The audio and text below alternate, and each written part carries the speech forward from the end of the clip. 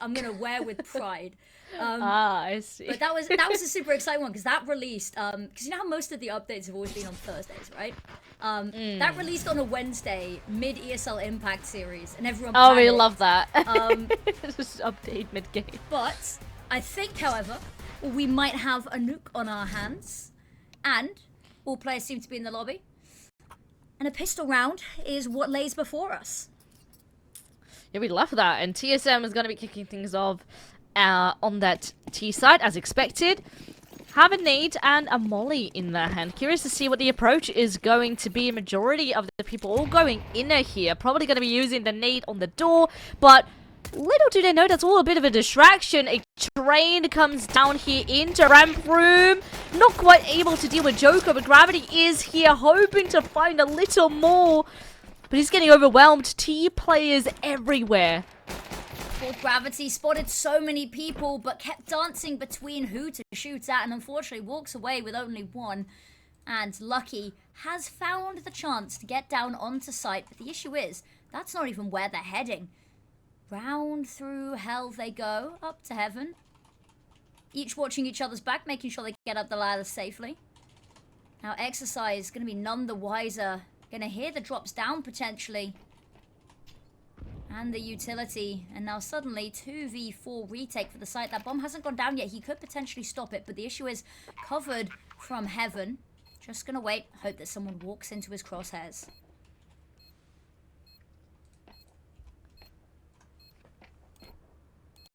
Yeah, at this point, Tom is taking no kit in their hands, hoping for something to connect on this dually. Meanwhile, both of them get a bullet straight down the face, and Siphon and acoR, they finished the job nicely. And that was just overall a really explosive start. You know, just overwhelmed them in ramp room, get the kills going, and on the side of 3D Max, they just had no choice but to sort of fall back, take 1v1 battles in the hope of an opportunity.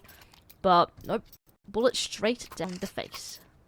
I've just been informed of something really snazzy, is that all of the ESL Challenger League games going on right now, so Sangl versus Sashi, 3D Max TSM, Zero Tenacity, 9 Pandas, Aurora Paravision, all of these series are starting on Nuke. All 4. It's just a challenge of who completes their match quickest, and actually with a multi-kill like that, TSM do put themselves in a really good standing. Is just against that second round bye, but I thought it'd be a fun little factoid for everyone. All of the games going on right now are on Nuke. Wow. Oh, that's fascinating. I mean, you know, slowly with how certain maps like Vertigo are just so much more dislikable, I guess, nowadays. Nuke, which used to be a map we didn't really see all too often, sometimes for a decider, like, people are definitely, like, looking a whole lot more into picking Nuke, and I love that. Like, Nuke is, it just has a very special place in my heart.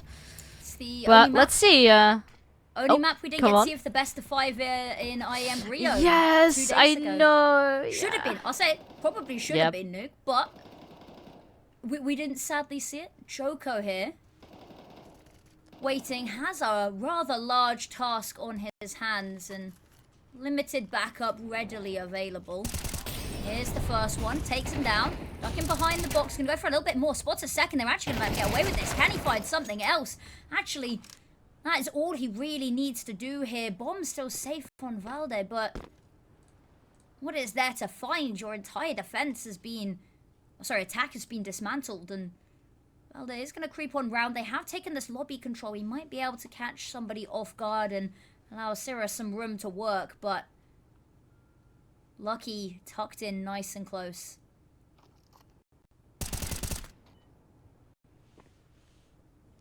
Yeah, and that's pretty much the opportunity still here at hand for TSM. Potentially eliminated, maybe here with an opportunity, but not gonna happen now. And that is a very nice bounce back coming through from 3D Max. Mainly shutting down the aggression. And with that, bouncing back nicely, leaving TSM with pretty empty banks.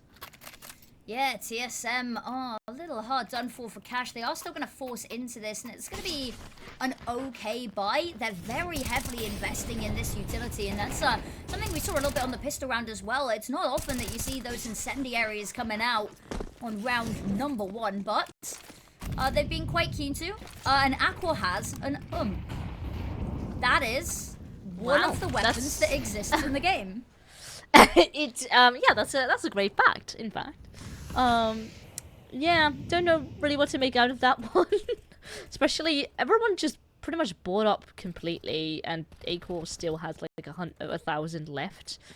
I guess eventually wanting to save a bit of funds for a big green along the line.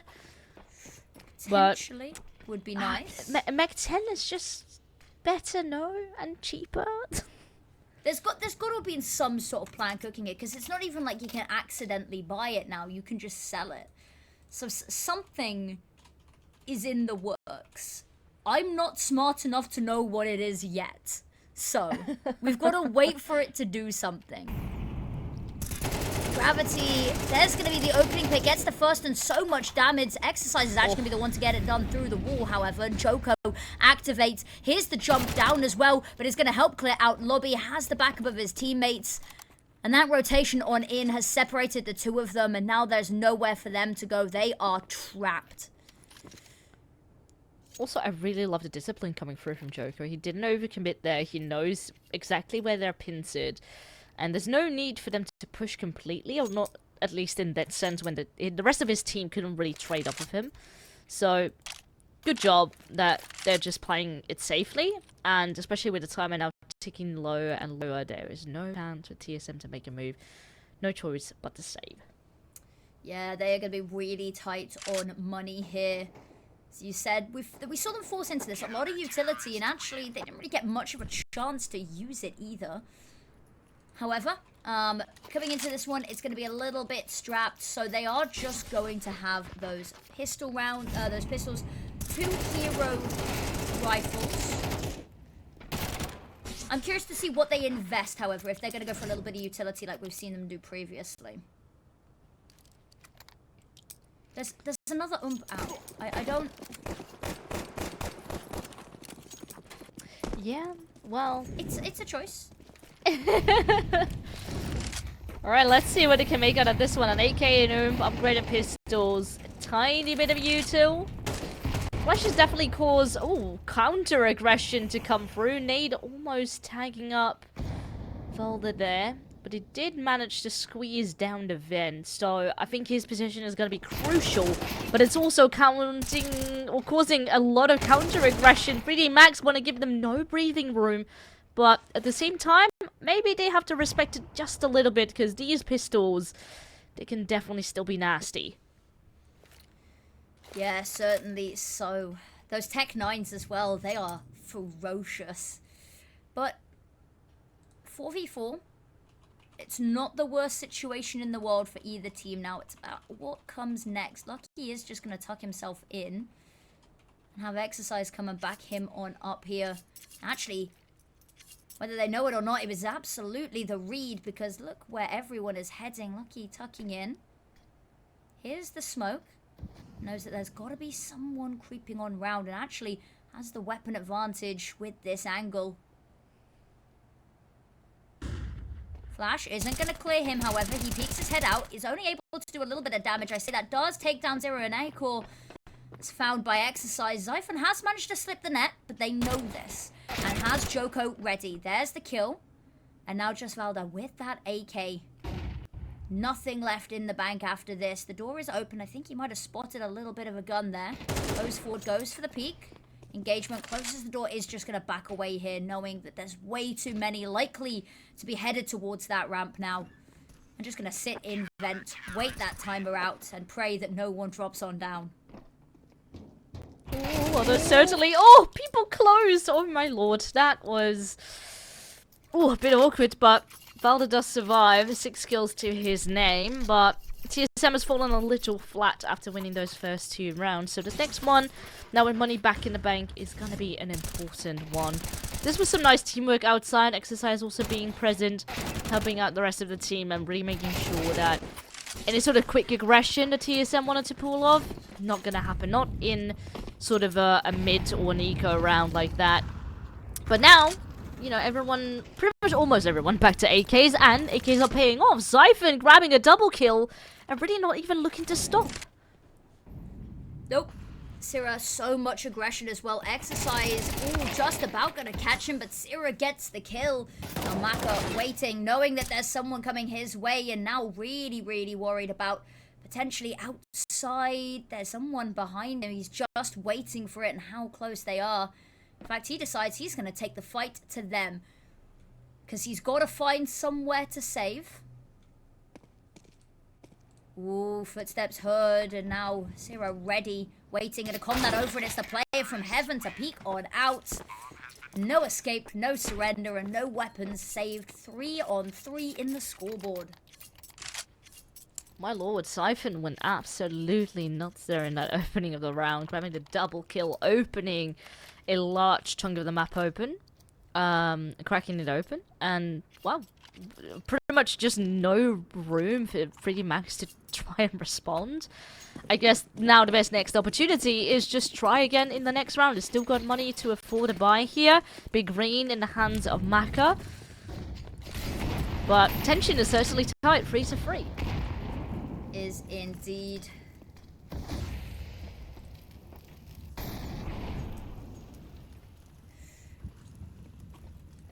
They are sort of conga lighting outside. Not really been met with much contest yet. Lucky, ooh, just about misses that silo player in the smoke. There's some gaps in the corner, but he's not going to see it. Right out in the open. There's the issue, however. Xiphon, as the smoke fades, there's Gravity and the opening pick once more for him. Now Exercise, they get locked out of their own sight and going for some more is Xiphon. Does get taken down by Joko, who wants to upgrade that weapon. Unfortunately caught off guard. Mazakin. Oh, so close. Getting Nada left and right. Needs to back off a bit. Oh, this is such a tough moment. First kill of the game, sure, but he's locked out. Nothing you can do. Try and enter back into a side with an orb. Gonna be throwing it away, actually. Maybe gonna give this a shot with an M4 instead. Potentially. It's definitely a choice. But I don't think there's really much to be done. You really want to hold on to that armor and that kit. And of course, the rest of your team, there's going to be no money as well. That's been one of the issues that we've seen here, is that neither team's really been able to get much of an economy started here. At TSM, there's a couple of these plays that are now looking really good, especially with this round coming on through. It does really bolster them. 3D Max, they've definitely struggled. Maka manages to pick up the orb and run away. That's a huge find, because they've not really been able to afford it on their end. Not quite. Not quite. And unfortunately, they're not going to be able to afford much to put around it either. So this orb is single-handedly going to have to be finding massive amounts of impact. Or just play it safe and keep that orb safe and wait for the next round. But I don't really think they're going to want to sit and just let a whole round slip by without trying to throw their name into the hat a bit. Timeout being called, however, to discuss how they approach this.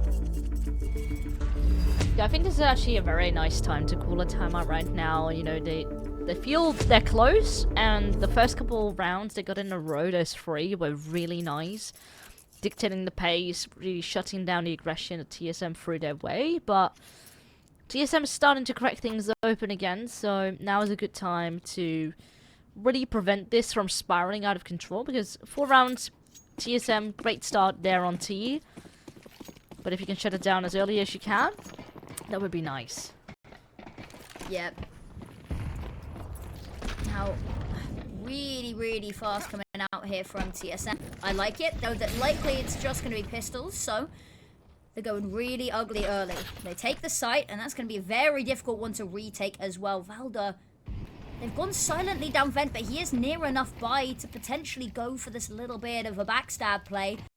acoR, so close with the Mac 10, could just farm. Actually, Valda not wanting to head down. Maybe waiting to just see if anyone's gonna head his way, but they're not even gonna feed into him, so relatively quiet round for him. And actually, very rare round that we have all 10 players still alive. Whether this changes another matter, because they're about to walk into Syrah. There's the first. They line up a bit more, and Zyphon gonna chip on in, and then dismantled. Maka is gonna run away, and unfortunately Joko not even able to retrieve any weapons, and there goes the AWP. The bomb radius is brutal. Even Zyphon can be taken down by it, and that one hurts. Yeah, a lot for Freedom Max. You know, that was just sort of around to see if they can grab a bit of weapons, do economic damage, but at the end of the day, you want to save that all.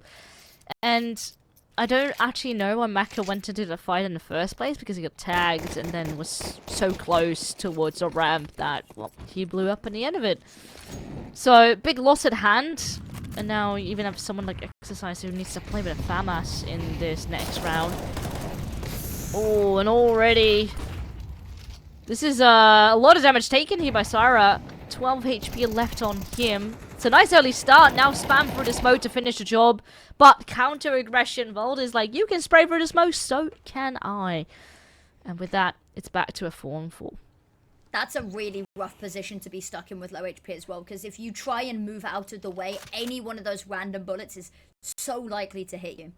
So, tough one there, taking that early damage. But the fact that they managed to find a trade as well, keep it a little bit even, is nice. And in situations where you both teams lose a player early on, that favors the T side just innately in how the game works. So, suddenly 3D Max, maybe at a little bit of a disadvantage, even though, you know, 3 players and a half left for both sides. They've completely switched up the pace, however. They're just sitting still, whittling down that timer. And unfortunately for them, 3D Max haven't budged one bit either. They've sat still. And this fight from Nico outside might be everything. Smokes will allow him to live a little bit longer, but suddenly everything fades at the same time, and it's chaos. Nico has won. Still has to deal with that outside player and Exercise backside, but there it is. Maka gonna go down. Exercise trying to make a final stand. Not gonna find anything. And Joko has been hidden this whole round. Activates for the 1v3. No kit. Well, that's the first kill. That's a fact. Ooh. Really trying to see if there's more around the corner now. Steps being made from Hut. Where is the potential second player? Very little information. First one spotted. Oh, but tucked in the corner. You hate to see it. And with that, TSM just continue to grind. And I really gotta have to put a bit of respect on Nico there. Because the way he creeped through the outside smokes into main unseen by Maka. So Nico grabbed the first kill, went back on the hunt for an outside player, got that kill. And from that moment, it was a 3-on-1. Already a very tough scenario for Joker to get back into the running. And it keeps, you know, happening around sort of the planting mark. So once, you know, a fight like that happens, goes awry, immediately TSM plants the bomb, knows that it's pretty much an unwinnable situation. Whoa. I'm not even sure. Was that 2 HEs or was that a Molotov that took them down? I need to... Can we have a replay? I really want to see what happened there. That was wild. The nades just went flying. I saw half the health bars disappear and then 3 kills in the kill feed. So I'm thinking maybe it was 2 HEs. I have to assume it's 2. If it's 1. That's nuts. Oh, yeah. Well... That's the clip of the season, you know. There we go. Yeah. Boom, done. We can all go home. Just kidding. No, we can't. We've got to go into our penultimate round of the half. Lucky does spot out that silo player and is throwing another nade into the mix. This time, not quite going to take down 3 of them, but does force him off the silo and finds him a pick outside onto Nico. acoR is spamming and tapping away, but isn't going to find anything just yet. Goes for another peek. Knows that Lucky is hiding somewhere. Not quite able to dig this Thorn out just yet. Valda having a look. Also trying to find this outside player with this little bit of a window there, but Exercise to go with first. Zyphon finds 2 picks, and he's been insane on the entries. Ala does get one, and now 2v4. Joko, once again, the creep through ramp. They've got to be expecting it by now. That they are, and Syrah is sat waiting. And now Mako with the AWP. The only angle he can really hold here. It's actually quite fascinating to me that both AWPers on their respective squads are on 2 kills only. And I guess it's mainly also due to the nature of it being relatively close, going a bit back and forth, so money has been a bit of an issue to even invest into an AWP, but yeah, just very little impact, because typically on a map like Nuke, you have that whole outside playground to deal with, and it's usually a bit more prominent than this. Yeah, usually. But even the rounds that they have been going outside, because they've been really favouring, A main early rounds, and when they have been going outside, it's just not been the AWPs that's been finding it. It's been people hiding in the smokes and just weaseling their way, having maybe just a bit quicker reaction when the smokes fade as well. Then you just said the AWPs just haven't particularly been needed, and for the side of TSM, that's faring a little bit better for them here.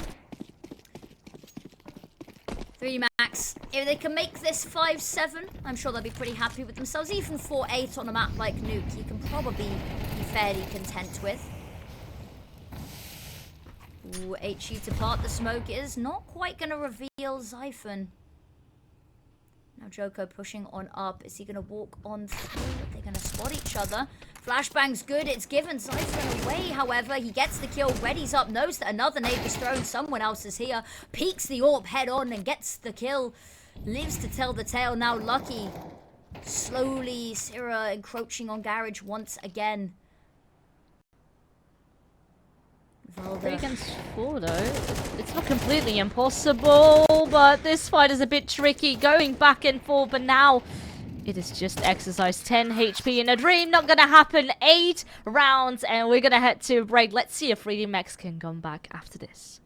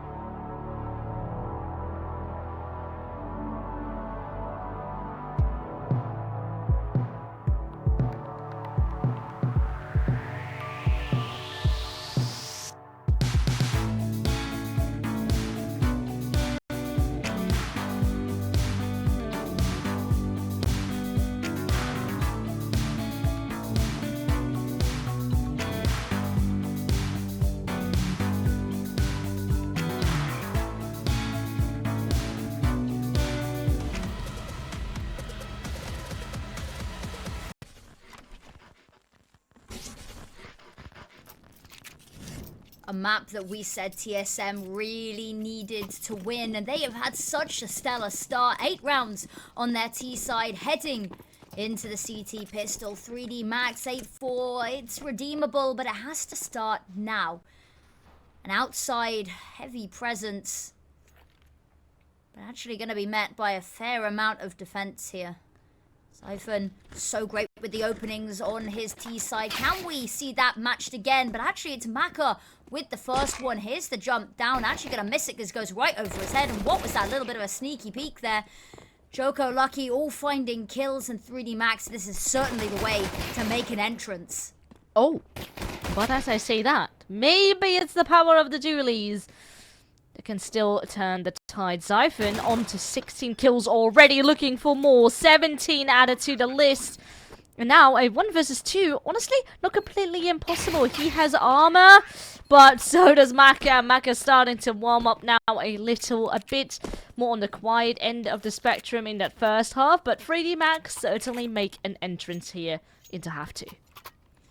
Indeed, and got a little bit of a pause coming on through, so maybe a couple of technical issues. It's always after the first pistol, isn't it, Villas?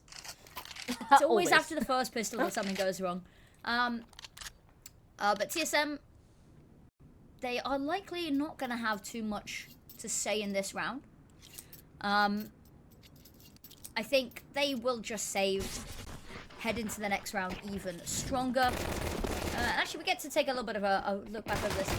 The jump from the top of main was disgusting. He just jumped right over the line of sight, doesn't see anything, and then peek around the other window, at the other side of the door, and just boom, tap, done. What can you do there? People like to go flying on this map, don't they? If there's anything we've learned from Counter-Strike the past 2 years, is that people just like to hurl themselves off of every single high surface on Nuke that you can. And it's always when they have the best clips. Yeah. I mean, I've seen crazy things, flying orbs, you name it. Nuke really lends itself pretty well for that type of aggression, crazy stuff. People are like, oh, we need vertigo because it's a map that you can fall off stuff. And I'm like, No. has nobody played Nuke? You can fall off of so much stuff on Nuke. Yeah. And it doesn't mean that it's automatically over for you as well. No. I mean, typically, you know, you just break a leg or two if you're jumping down from heaven. But... I'm still sad. I don't get to cast anywhere near as much Nuke as I'd like to. And it also means that I've not actually casted an environmental death yet. I want one. Someone's got to be the first, you know? Like, on Vertigo, it happens sometimes. But, like, on Nuke, where you die from the full damage, like, That's just hilarious. You know, staying alive, but having 20 HP. You're like, oh, I can defuse the bomb, and then I'm dropping down from heaven, and boom, you die. Yep. We've all been there. We've all done it, I think. It might just be us, Willis. Nah, it's not just us. Surely it's not just us. And then, let's have a look. 3D Max, pretty typical buy here. They've gone heavy on the utility, which I appreciate. It was TSM that was buying things like Molotovs on their pistol round. So I will be curious to see if they invest any utility, because they are going to keep it very light here.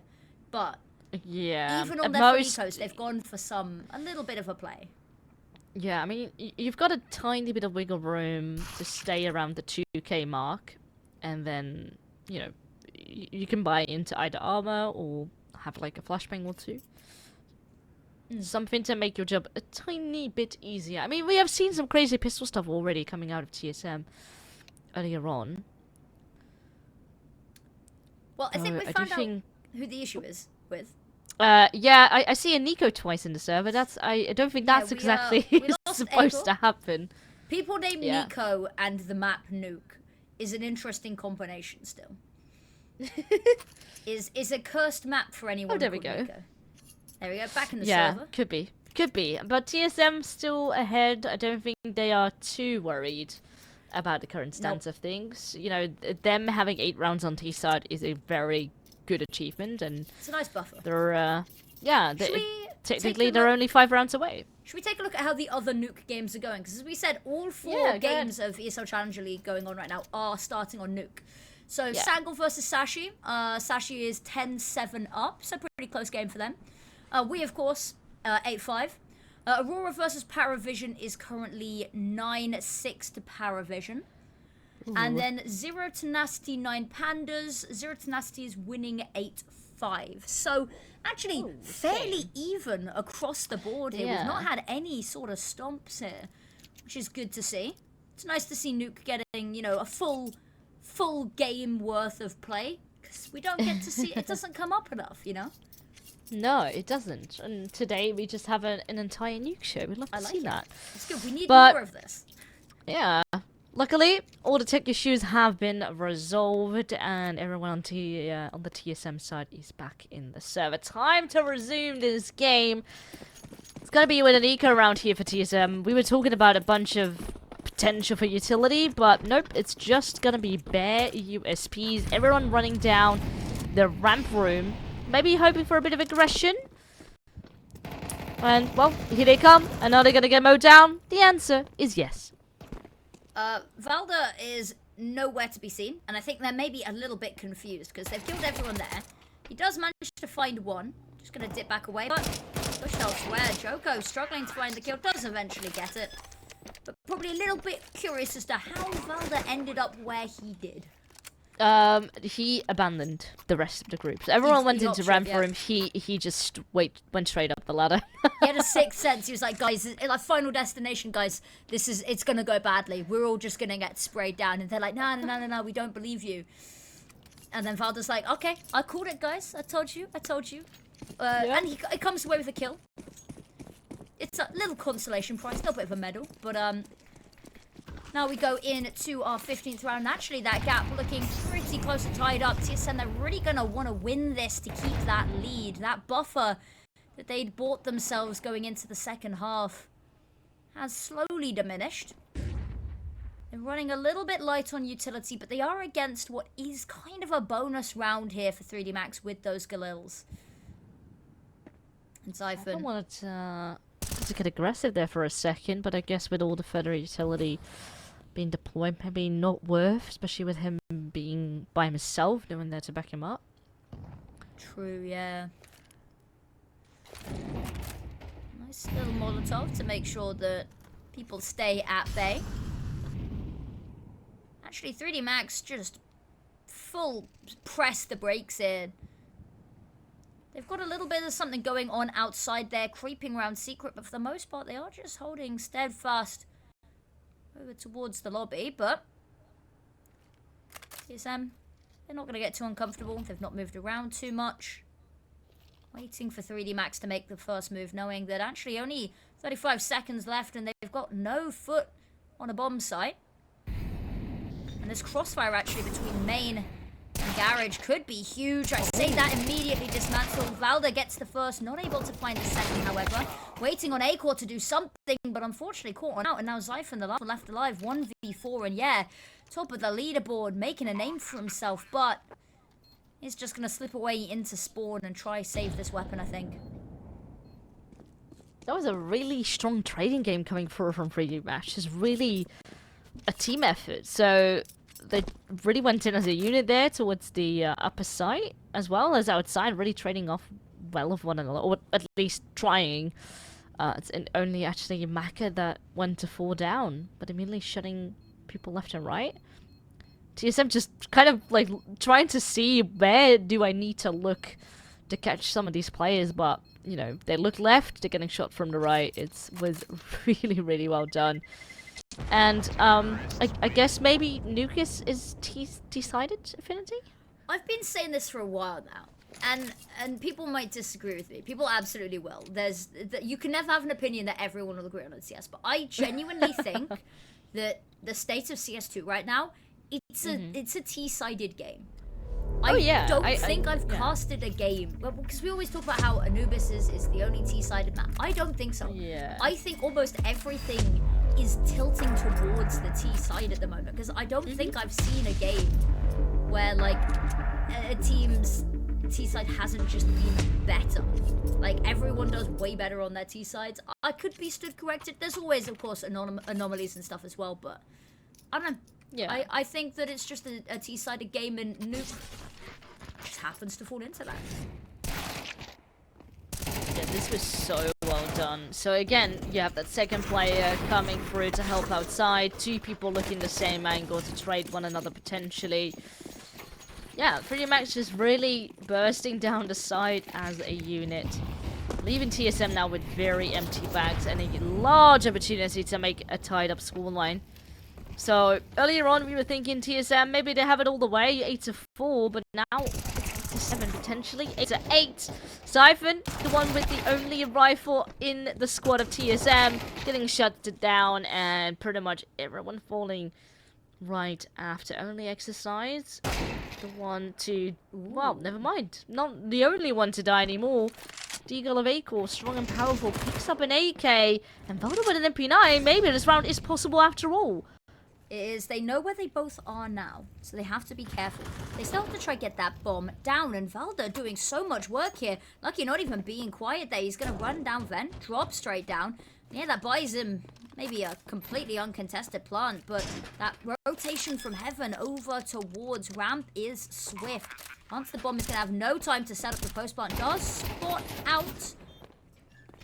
But does manage to get himself safely in. There's a little bit of a bullet hole to have a window of sight. And that gun barrel is pointing on out. They run around the corner, spraying and praying, and there's the kill. And honestly, Valda there, huge impact. I was gonna make a comment about how that A1S seemed door stuck. The door stuck. But, oh, we love that. I was going to make a comment about how the A1S seemed a little bit cursed, and the moment anyone picked up the A1S from the side of TSM, they immediately died. But then acoR gets that one just sweet deagle kill. And it's maybe a little bit of a distraction. It sort of activates Valda to push over with that MP9. And honestly, a round that I don't think on paper they should have won. It didn't look like they had anything coming into this, but it's a much needed win. It's the first win of the half, and it allows acoR to pull out that AWP. It was very quiet on the T side. CT side, we might get to see it have a little bit more use.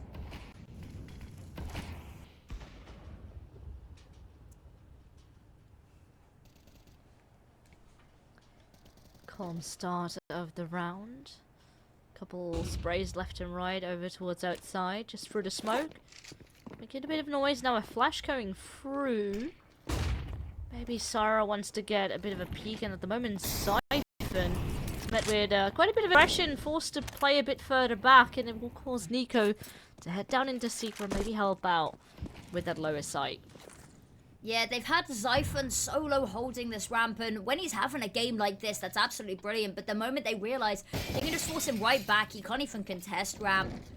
It allows them onto sight. Nico, however, they weren't expecting him in the corner there, but Sierra gets ahead of the smoke, finds one immediate trade, but it slows them right down, halts that bomb for even just a couple more seconds, and then the rest of his team can crawl on down. Doors already open for them. Molotov hesitates with throwing it, actually just looks to go in with the weapon, and acoR slowly but surely crawling round the whole of lobby with the scope zoomed in. Oh, it's going to get caught out here potentially. They spot the gun barrel. They do. Now you have two players looking the same way. The moment one has to cross, so Gravity is here to just kind of encounter for and now deal with acoR. But little do they know, there's already a presence from heaven, but no, Graffiti is just so ready for that. And together they seem to make it happen. 3D Max looking for a round back on the board. Not quite granted it for free, but my lord, Maka goes aggressive. And that is not the angle that they predict at all. Won't be picking up the orb. But that was a really, really nice bounce back from 3D Max. If both of them hadn't been lobby there, if it had only been one of them, I could have seen that being a nice little clutch there. Gets the first kill, doesn't expect somebody to already be there as well. Because I don't know if, you know, Valde knew that they knew where he was. They both pull into lobby, and they're both there. If it had been one playing lobby, one, you know, tucked in over towards vent, very different situation. He isolates both of those fights. So just something in the back of 3D Max's brain saying, let's just stick together, right?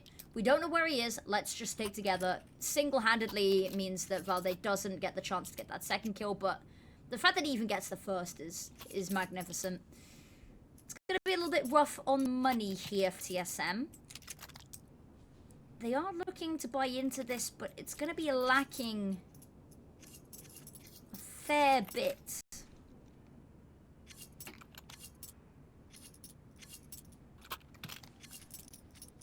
It's definitely a close one here, with the money going back and forth. Even if Freddie Max here were to lose this next, potentially, because you never know what can happen on the back of a rifle, especially in the hands of Valde and Zyphon. They could really come and sting Freddie Max now after finding a bit of a way back into this game. But definitely, this game is far from over just yet. True. This is the complete opposite of what we saw on map number 1 last these teams clashed. acoR has a nice little angle here, but 3D Max, they've been the kings of patience.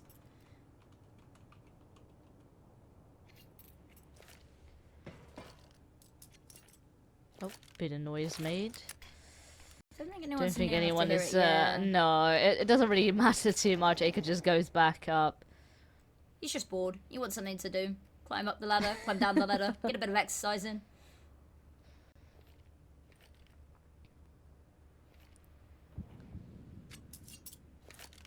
Now 3D Max, they've set Gravity outside to have a little bit of a look, and he's not really going to be met with much. Valde tucking in nicely here. Zyphon going to draw some attention to himself.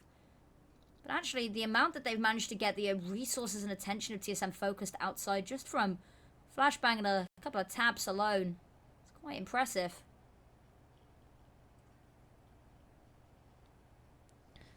Freddie Max is taking their time though, which can potentially cost him. They don't deal with Zyphon, or that had to be the opportunity, but Valde at least is here. They work actually pretty nicely off one another, but Zyphon now does fall, and they know exactly where that other rifle is at. Maybe though, oh, on the escape, they all seem to fall. Joko, last one standing, barely with some HP left on his body, he does take home another kill, but now there's just 10 seconds.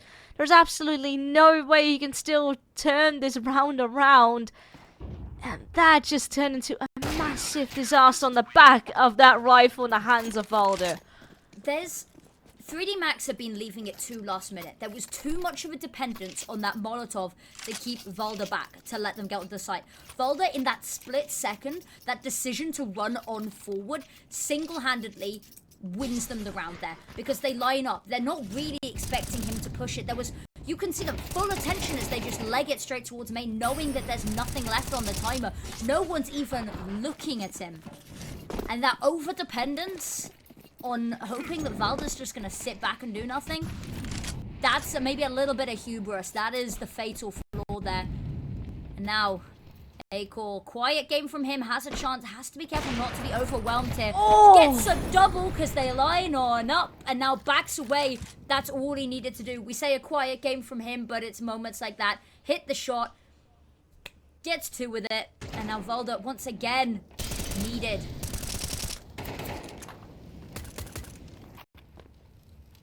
Then of course immediately all the eyes are going to be up on Heaven, even outside.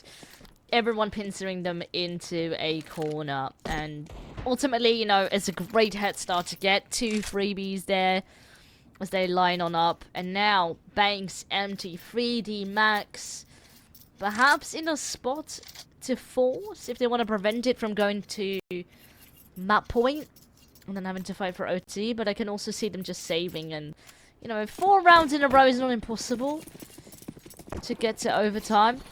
But certainly, this has got to be painful because they had such a strong start here in half 2. But everything just stalled in these rounds where TSM, they should not be winning. They are handed these opportunities, maybe. Ooh. 3D Max get a bit of a gift themselves. Joko will grab a kill. But these rifles still in a very strong spot.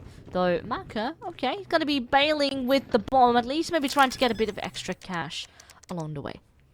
Yep, the cash is all that they could really ask for, because this is going to be probably the final round that they have. TSM, they're going to get to map point here. acoR has managed to duck himself back in, but they're going to know that he's there because now the contamination room door is wide open. I'm just going to stomp towards him. He gets the first. Please don't feed him anymore. Nope, they're not going to. Plenty of time for a defuse, and nicely done there from TSM to keep a lid on it. But as you said, the trading game from TSM has been pretty snazzy. You know, they've been really hot on the trades. They've been making sure that for the most part that nobody has been left on their own. The moment they find that opening pick, they start to gel together. They play slightly more in pairs, right?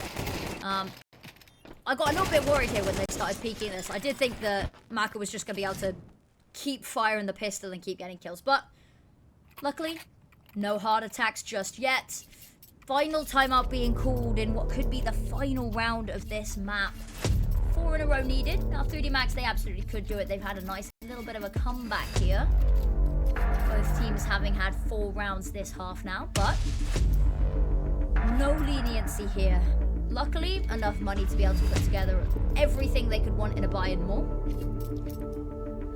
But they've got to win these, and they've got to try keep it cheap for themselves is the issue.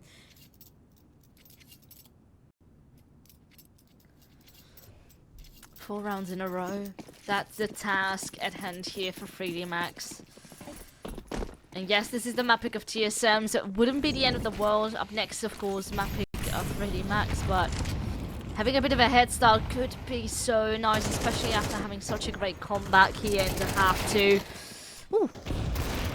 Do counter that aggression there coming through from Nico, and acoR was in a bit of trouble himself, down to 38 HP, never mind that. AK of acoR will deal with him, and Syra potentially here to help with a bit of backup. But at the same time, it did make a bit of noise, so I wonder if those players who are on the way to go down in secret, if they know about his position, well, certainly now they do. And now 5 on 3. What did TSM do? How did they regroup? They still want to make this round work. I think just making sure that you can get the rest of your players down towards B is the shout here. Because Syrah's, it feels kind of trapped here a little bit. So there's nowhere really to push on forward. Can try just back away. Felder, that's a lovely pick to find there. Syrah, however, not quite expecting Lucky to be all the way behind him. Siphon, gonna be needed. Amazing showing in the first half. And actually, the move to back away there, completely the right call. Relying on Valda to clear out ramp. Luckily, holding for it, takes down Lucky. You can hear all of these noise. Siphon gets the first. Here's the footsteps of the second. And now just Gravity left. He doesn't have the bomb. Has to go retrieve it. It's 20 seconds. They've left it to the last minute again. Oh, pretty fire, but that will also reveal his own positioning. Doors are open. It's a whole scary fest, but they will grab the kill upon Simon. Where's that last player, though? You gotta grab the bomb, you gotta plant, but there is no time anymore. 3D Max's opportunity ripped away as TSM will secure their own map hit. That, at the end there, I don't know if you saw it, just missed the bomb, ran forward. And I thought they'd think they picked it up, but they didn't, just needed to be a little bit further forward. And by the time that they realized 4 seconds left on the clock and they weren't stood anywhere that they could plant. So they were 3-9 down at the half. So they had a really rough T-side start last time. Yeah. Yeah, it's gonna. I think again, it's another really heavy emphasis on kicking this map into gear. I mean, quickly. Yeah. On the flip side, though, when they switched sides, this was another 3-9 half. So true. Yeah. Both true. times had an equal tough time over on the other side. So it's gonna be fascinating to see how well they can do on this T side. If they're gonna be struggling in the same way of now that we have seen this masterclass T side on Nuke, that perhaps we get to see a bit more aggression and a bit more firepower. Indeed. I'm curious to see what we're going to see running from the Julius. We saw TSM actually getting really quite heavy with the utility. I say heavy, expensive with the utility on their pistol round with the Molotovs. This time around, you know, starting CT side, maybe we don't quite see the same level. We've already got acoR with a kit there. I like it. Having a defuse on pistol round is, I think, very important. And other than that, I think it's a pretty quiet buy phase so far. Yeah, I mean, a kit depends always a bit. It really depends on the team whether they'll invest into it or not. I remember that back over on Nuke, I believe I saw a kit over in the pistol round. But I guess on that map it's a bit easier to try and shut down an aggressive push. And over here on Dust2, I always feel that you can split a little bit more, put more aggression up on that CT side, and therefore maybe a bit more of a necessary factor to have a kid on board. Yeah, no, I'm with you on that. Yeah, a little bit of tech issue. We lost Lucky. As you can see, we've got 2 Jokos here. You know, double B site anchor is a choice. Classic. I mean, we had a double Zyphon as well for a second. No, wait, double Nico, excuse me. It was a double Nico, on the TSM side over on Nuke. It's still, you know, we're a year into CS2 and the issue's still I've been trying to rack my brain because it's the wonderful team at ESL are so good at trying to fix issues quickly. But the issue is sometimes the issues are not quick fixes. Like, we've had some crazy ones this season. We've had half of the country of Turkey's power went out. That was a fun that one. happened. Over on the ESL Impact stream, we had some issues with was it the Polish Wi-Fi for a while? That meant Na'Vi Javelins had to forgo a map. We've had some crazy ones this season that have been completely out of control, but I'm trying to think if I've had one where we haven't had a tech issue or tech pause of some description. And yeah, I hate to say it, but I think neither have I. I really doubt if there have been any games without there's 2 common denominators here, and it's CS2 and then it's us. So I'm not sure who's to blame just yet. If, you know, I'm expecting at least one person's already said, can the casters please start the game? I have the big red start game button in front of me, but I'm not allowed to press it yet because we're still missing Lucky. Unlucky. It is unlucky, isn't it? Yeah, you know, it happens. Internet issues, you know, one time could be Denmark, and now maybe some issues down in France. Or, alternatively, we could blame Dust2. Because yes, because I'm down to blame Dust2 and Vertigo for any of the problems that happen in my life, you know. I mean, but last time it was a Nuke, and Nuke is such a fun map. I'd lose my keys, and I'm like, it's Vertigo's fault. That darn Vertigo. It's always Vertigo's fault. I'm hoping it gets taken out of the map pool soon. I think it'd be nice to see like a bit of a big fundamental switch in the map pool. Like take out Dust2, take out Vertigo, and then bring in either a new map and an old map, or bring back 2 of the old maps, you know? Like, I think it'd be quite interesting to have, because we've only ever really seen it change, you know, 1 map at a time. I'd be curious to see what... People might have a very different opinion, because when you take 2 maps out, you really alter the map pool, right? And it can affect a lot of teams quite drastically, right? But I'd be curious to see how people handled it, you know? Yeah. What would you bring back? What would you have as an ideal map pool then? I mean, Terrain. Hello. Oh, absolutely. Terrain. I would say Cash. Honestly, with take out Vertigo. I would say take out Mirage. Oh no, I quite like Mirage though. I'd rather have Mirage in the map pool than Dust2. But I think I've never been a Dust2 hater. I think Train would be an interesting one and a really nice breath of fresh air, because Train was, as long as my memory serves me correctly, really quite CT-sided. It was. And it was back then. I think in a game where the economy at the moment is still so skewed against CT side, I think having a map that was a lot more CT heavy would maybe be a little bit of a counterbalance. It's, of course, nothing but a band-aid on the bigger issue, of course. But it would be like a little pretty band-aid on the issue, you know? Like, Train's back. I'd have No, to go Train, relearn like- all of my callouts for it though, because Nah. I did go back and play a game of Train recently, low level custom one, and it was they're on the train, and it's like, yeah, Finity, Which which train? one? The whole map is Train, and I was like, okay, yeah, no, you make a valid point. Do you have a train on A or B side? It's also the best map for he's up there. The best call out. He is up there, but He's do you up mean there. heaven on Heaven on A? a train? Or heaven on B? I think Train would be nice. No, Train It is so was- good. I love It's it. interesting to see Cobble as the map for the IM Rio show match. It was Cobble, wasn't it? No, but Cobble is so nostalgic. I'm with you on that one, and it's an opinion that I'll get lynched for, is that I think it's a great map. I don't think it was a great map for, like, properly structured team play. Like, I think it's a fun like map. the latest version, no. The version yeah. before that was If we're going so back, good. yeah. Yeah, no, that was like I remember like Cloud9 doing so much crazy stuff on that map. Yeah, I just have so many fond memories of Cobblestone. But then yeah, the old version of Cobblestone, the latest one, I mean, still have good memories of it. Casted it a lot, but it wasn't peak. Have you ever played the Minecraft version of Counter-Strike? No. No, because there's so many Counter-Strike versions. You know, there was a Minecraft one. You know the Discord activities. It's called like Crunker Strike or something. Nah, you what? can play it's like Roblox meets Counter-Strike, but you play it through Discord voice chats. I've been experimenting with CS game equivalents recently, you know?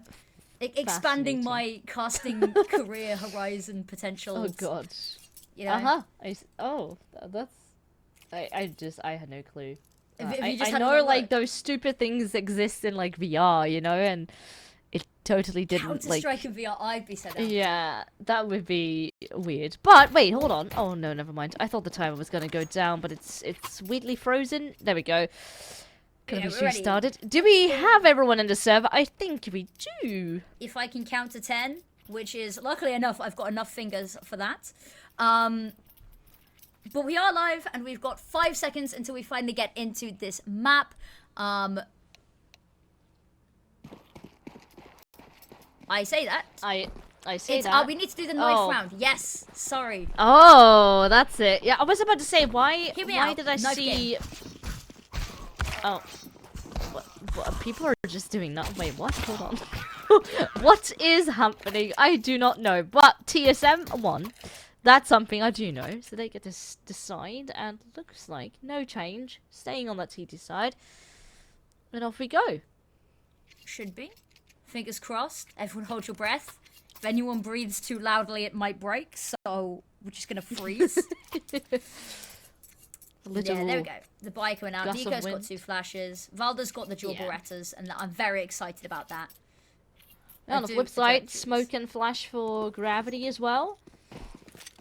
Let's see what the plan's going to be. Actually, hold on. TSM send 4 players straight down onto A. 3 of them sort of looking for long, maybe for early aggression, not quite met. So maybe they'll be aborting that mission. Send people back in towards middle.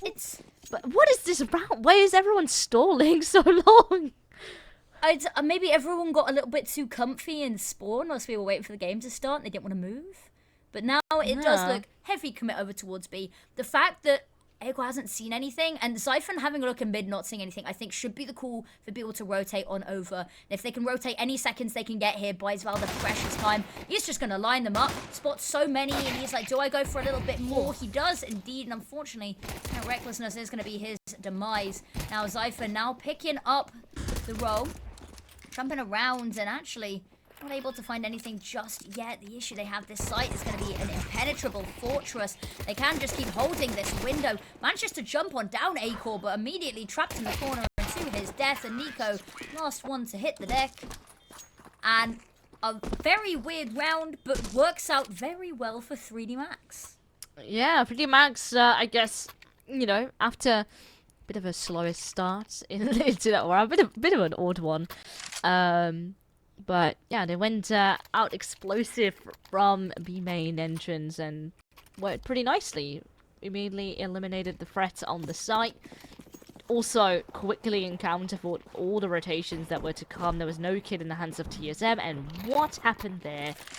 Is that I have to assume that was a scout shot from Maka that hit upon Volder, because he is below half HP. I like this long aggression. They've got to be maybe a little bit wary, but they can get the drop here, and if they can take down Exercise, Maka might just show face as well. Molotov over the top is going to force them back. They hear the footsteps. They're going to trigger a little bit of spam. It's not really going to do too much, but stalls them. Valda just going to tuck right back into the corner there. Like nothing ever happened. Also, gotta love to now see like the little gun buddies, the chains into or the charms I should say. So the charms, into, gun buddies. Yeah, gun buddies are not quite here, I think, but get in trouble for that one. Yeah, I mean, I do like that. I don't know. I do love how smooth they are. Oh, that's awkward though. Great flash. Have to look away. 2 kills immediately made. And yeah, even though there's are openings more so towards middle and A, B side in fact is completely open, and with that smoke, yeah, good for them. They're gonna just run into an empty bomb site. Yep, and B site Dust2 is a tough nut to crack. Exercise here might get caught off guard. Is going to be a long range fight, but luckily the Galil is the weapon that comes out 9 times out of 10 in that situation. And now just going to be save some Syrah and acoR because they've not got much money. I think it was a confident choice to try force into that round, especially because they hadn't really found much damage or kills either. But they go for it, it doesn't pay off, and so this next round, all that they will have is what they can keep now.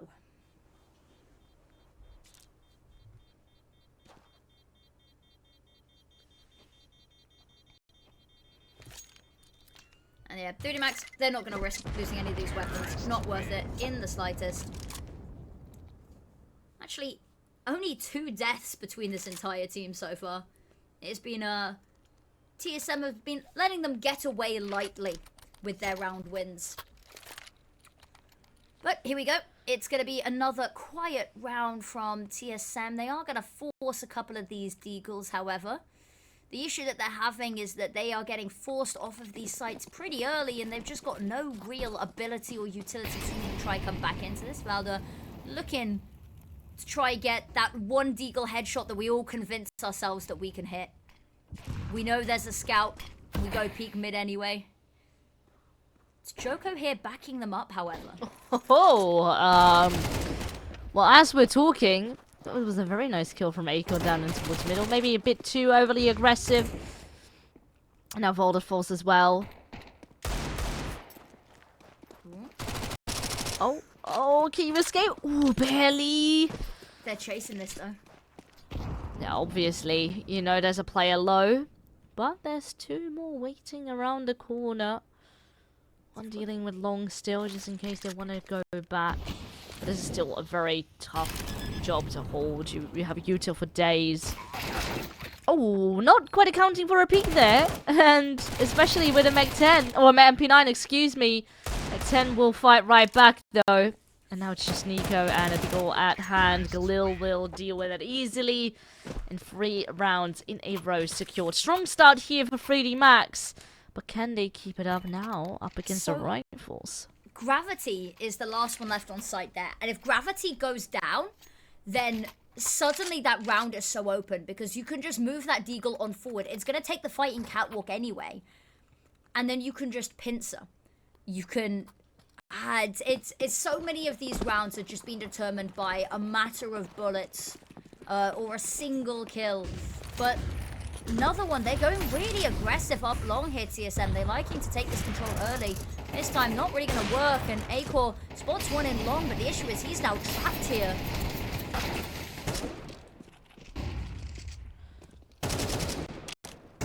Well, opening is a fact now. Continue to apply more pressure a bit here in towards middle, but doesn't seem to scare off TSM all too much, but they need to be careful. They've lost a player already. Do good damage here. Really try to stall 3D Max as they try and enter through. Sarah, it doesn't quite connect here though. Hoping for a little bit more, but at the same time TSM is low. Trying to hang on. This is all just a very, very awkward position up for them to be in. Gravity has been found though.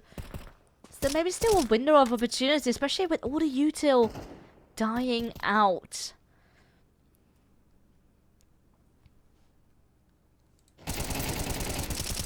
Oh, that's a lovely double kill coming through from Sarah. And as Maka found that one kill, answers are right back. They know exactly where Maka is. And, well, you have 30 seconds, but with a bomb right on the site. I doubt that Maka is maybe not really wanting to go for this. Throws a smoke behind him. At least no one is going to come in from there.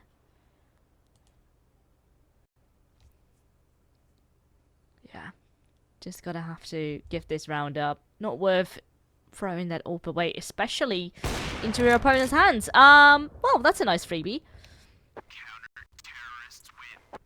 Yeah, good one to pick on up there. And really needed, finally getting something on the board. TSM, they let 3 rounds go. They finally have something they want to say about the issue. And they are able to scoop up 2 AKs in the midst of all of this. However, the side of 3D Max, maybe a couple of these players going to struggle a little bit financially. You can see the Galil's coming on out. A couple of missing pieces of utility. And Joko actually choosing to fully invest, but not walk away with a weapon. That is going to be a bit of a weak link now.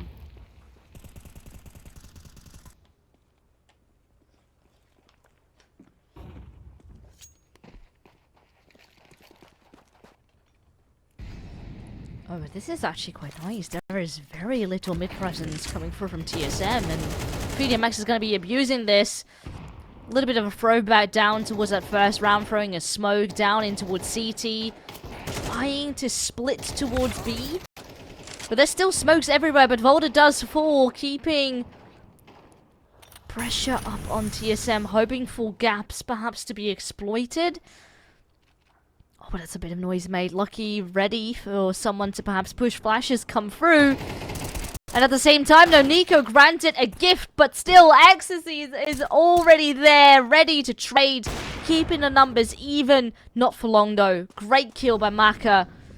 Continuing to put that pressure on now and have to rotate in together. Who is going to go where? You have a kit, but only a single flash. Little money yet again. And is this a round worth going for? I really don't know. I don't think so, and I don't think they're even looking at it, really.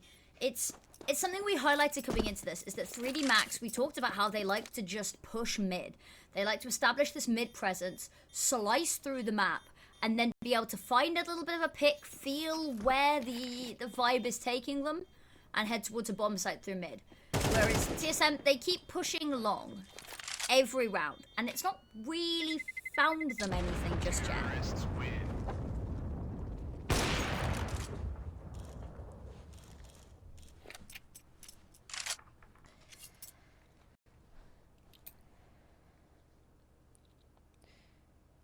Well, TSM gets completely sort of abused in these types of positionings. That was a bit awkward though. You still have a player tucked in the side, but you know, you can grab a kill, but when the play's already starting to swarm around you, it's only a matter of fact for how long you can still remain standing. And I think here timeout for TSM is the right call. Things are not quite going. They waited 1-2, they're getting toyed around across the map, not really finding a way to really get a grip across the map. So, need to figure out what's going on and how they can fix this this base from 3D Max. True. I think TSM, they've been so hyper focused on this long presence, right? But there's not really been too much call to action when they've not found anything. They're looking to do it again. Actually, maybe switch it up a bit more. They are putting some more stock towards mid. They send Syrah over long, and it's an immediate weakness.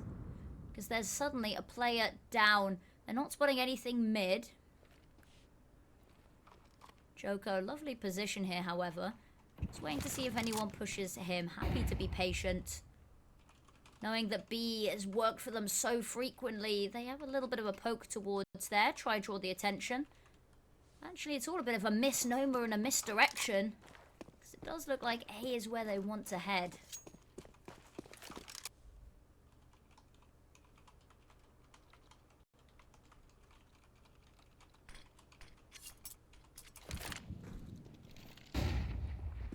Taking their time here. Oh, but that's a great one. Lovely flash to support there from Joko. And as they had people from TSM trying to cling on to a round, maybe hope for an opening to create, they fall like flies all across the map, really splitting the defense up here. Maybe now hoping for them to group up, but they're going to be grouping up towards middle while 3D Max already diverted away. They've got a side as we speak. And there is no opportunity anymore for TSM to hang on to this. Maybe a kill at most if they're lucky, which they will, upon lucky. But already people around the corner to deal with that, trying to take that AK away as acoR is hoping to save it. But surely with a bit of extra cash that's in the bank for 3D Max, maybe they're going to be down to hunt this weapon away. Well, you can see they're definitely having a look, and there's the quick commit from Maka having nosy through doors. It's just a matter of trying to track down acoR here. And poor TSM, they've not been in a position yet where they've even really been able to go for a retake. They had the pistol round, and it was a little bit scrappy where they sort of piled one by one onto the site and got taken down as such. But they've been losing these opening duels. It's gone untraded, and then that sort of just snowballs for them. So I don't really know what to suggest, because they've been going really aggressive long. I'd like to see some aggression elsewhere from them, maybe. But they have just not had a chance to go for a retake yet. And I feel for them. Now, they're sending two out long. They keep doing this. And this time, Molotov in early does mean that it is going to put a little bit of halt on the plan. But the issue is Zyphon is flashed, and so is Syrah. Luckily, Zyphon gets the opening pick. There's the second in response, however, from Exercise. Zyphon pulling round the edge of the smoke. The issue is he's going to get spotted out by the three players that are there, and now they've got the advantage. They are just going to back away again. So dynamic on this map, and in the midst of all of this, Lucky's just been allowed to walk through mid with absolutely zero contest. TSM seems to be sort of 2 steps behind every single time. See, now Nico is like, oh wait, they have creeped for a middle. Let me check out middle, and then before you know, your head is taken off. Yeah. It's a difficult one. The 3D Max, they've just been so good on the reads here. And yeah, it's been win the opening duel, or at least try go 1-for-1 on the opening duel, right? And then peel away, head elsewhere. Because TSM, they keep focusing on one specific place with really clear intentions, but then it leaves them so weak everywhere else in the map. So at the start it was long, and now they're going really heavy mid, but 3D Max now knows they're going really heavy mid, and now going for that long aggression. And then suddenly mid's empty, so Lucky can work on through. They're just spreading out pretty nicely, managing to find their way into the back lines, and by the time that TSM realize that's what's happened, they're at a 2-3 player disadvantage, and the round's sort of already done. Doesn't help that 2 of these players are on 1 kill each, heading into round number 8.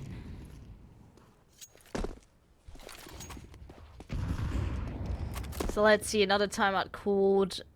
A small investment here to come through from TSM. Yet again, go for sort of an early aggressive A approach. This time with all players, in fact, trying to go for a bit of a stack. Which I can definitely respect on a limited buy like this.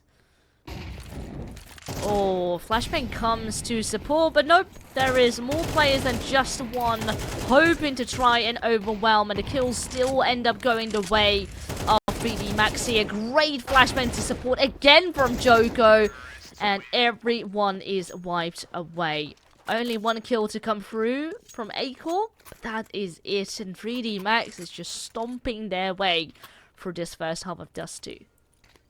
Yeah, this was one that we were talking coming into this. We were a little bit worried that TSM, if they had a nice start, that this would be a 2-0 for them.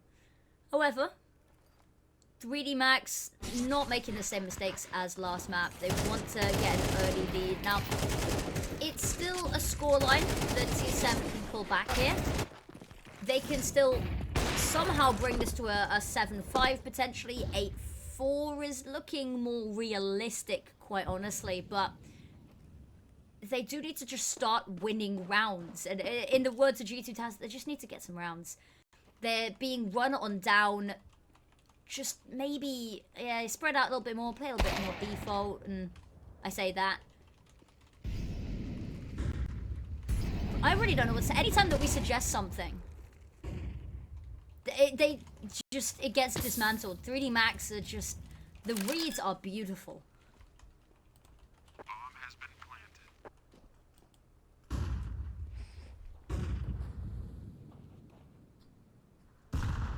Yet again, it's just, as soon as that bomb is planted, there is just nothing the TSM can do. There's no economy to help them back up and to sort of give them a ticket to want to go for this. You are a player down, you have no money, in this case only a single kit, and it's just not really worth going for it. Just have to give it up again.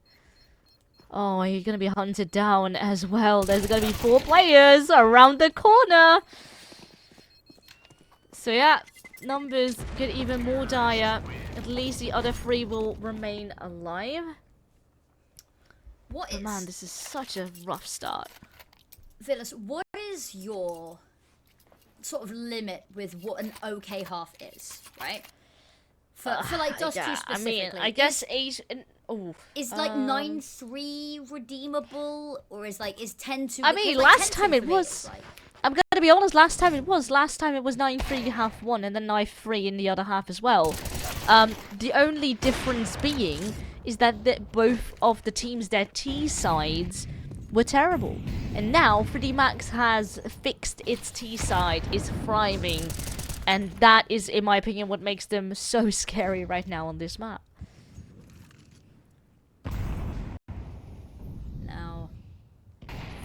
TSM, this has to be a win for them here. They've not got many more buy rounds in them this half. There is a little bit of respite, however. Opening pick and no response. So. Ooh. It's Zyphon, right? I'm telling you. It's Zyphon getting these opening picks. It was the same on their T side. It's them finding these openings.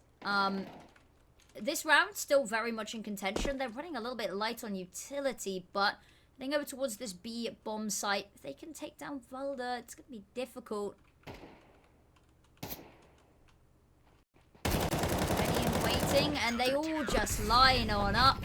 A second round for TSM, and 3D Max, maybe not too disheartened by this one. It's a little bit of a rough round, but so much money in the bank to immediately rebuy, and maybe we see a timeout being taken here by 3D Max, because they've not lost many rounds.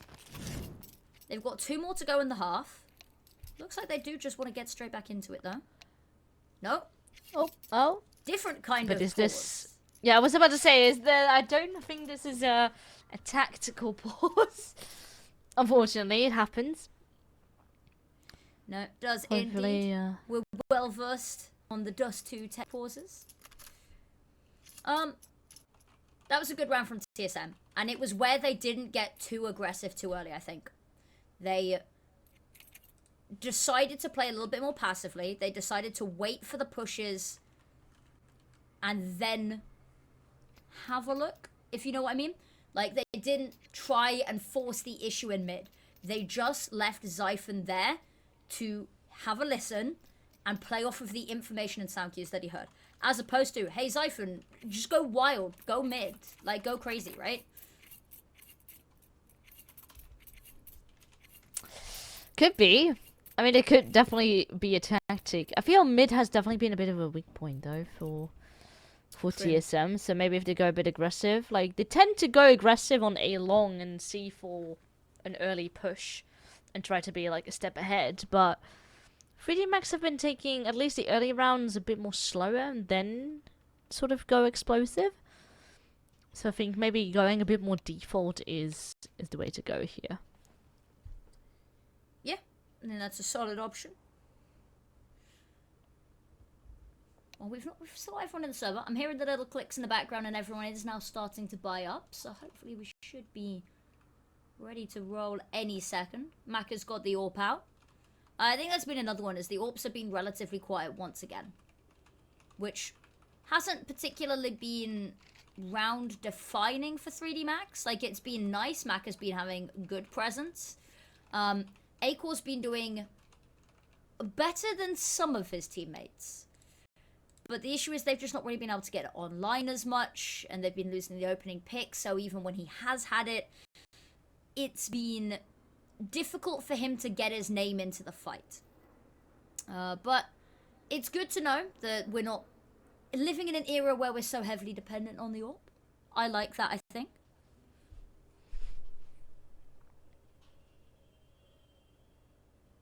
Oh god, I've missed all this, like, subtle music on Dust2. That makes so one nice. of us then. I know that you are not really a Dust2 enjoyer. No. If you want subtle background music, Inferno is your map. Okay, yeah, okay, no, that's true. It's Inferno iconic, has the best classic. music. DE baggage, you know? Oh, yeah. I also like Overpass. You know, there's this secret... Yes. Like the secret nightclub where you can hear like the music, and I do like that. I miss Overpass. It was also one of the maps that had forklifts on it, and I'm a big forklift fan. Don't ask what that means. I don't know. I think if I've told you this is that it's the way that my partner and I actually met. Like his opening line to me was, "I'm double forklift certified," and I was like, "Damn." Damn. I wish you could drive the forklifts on this game. Imagine like Mario Kart forklift. I mean, drifting. surely there's gotta be someone out there Someone must have made doing it, God's surely. work on like a workshop map, right? If anyone can find me that and then like I don't know, like fire it to me on Twitter or something, you become my new favorite person. That's it. There we go. That's what you win. That's not really a prize. Ooh, nice tag. Yeah, we've seen a couple kills and tags before. Seriously? Now, Lucky grabbed a second kill, but the fire unfortunately became the better of him. There's still tags left and right. DJ Max want to continue with the plan as is. acoR ready here though. Zyphon off to help him out. Sure, his head gets taken off, and acoR is forced to go back. But they technically do have a player advantage. A good setup now to try and still make something out of this round. I like how quickly they were like, no, let's give up catwalk and headlong. Because the quicker that they got on this, the quicker that these rotates can come on through and maybe have some impact on this round. The issue is, it's being accounted for. Another nice Molotov from TSM, but the bomb's already down. Location, Joko spotted him now. All they got to do is now wait for him, but... Maka's just watched his teammate die. He's going to sit in the smoke and hopefully try live. Find this pick. Ooh. Not quite the spray you want to be seeing there. Maka's been quite clean on the AWP. Maybe not as much on the AK right there. But that was nice. I really like that car setup that they pulled out. So we've seen a lot of early A aggression coming through from TSM. This time, I guess we're a bit more default. We just had two players down on the side. acoR then to back off. So even though there was this sort of opening tag, a bit of a scary moment for TSM, they still stuck to the plan. Worked out well, and I think like the Zyphon opening plays, aggressive plays, and then working off of someone else. Yeah, but back over on Nuke was Volder. Right now it was acoR on the AWP. Seems to be working out really nicely for TSM. Indeed. Now, Flash. Flash, sorry. Smoke over. Ooh, Nico. He's been having some issues with taking a lot of early damage. And once again, left hobbling. Immediately calling acoR over. I like the move, but the issue is, once again, they've kind of left mid-weak, but patching that. acoR not straying too far from his post. I like this. They've been losing players up long very early. This time, they put him up on the boxes to have a little bit of an off angle, give him a bit of extra chance. Oh, well, potential here for an Opus as well battle. Both of them staring down in towards bottom mid. Hoping for an opportunity at hand. Gonna be throwing fire his way, so that certainly is a signal. But still, oh, trigger. And loaded. Oh, but the timing is good. A flash in the face, but it doesn't matter. It's Maka who gets away with the kill yet again, and is raining yellow once more up in the kill feed for 3D Max. Hoping for a way back in. Siphon with an opportunity. Now 30 seconds left. The bomb is on A or on B though. And already in a very good spot. There we go. It is another 3-9 affair on Dust2. Can TSM crawl back? Find out after this.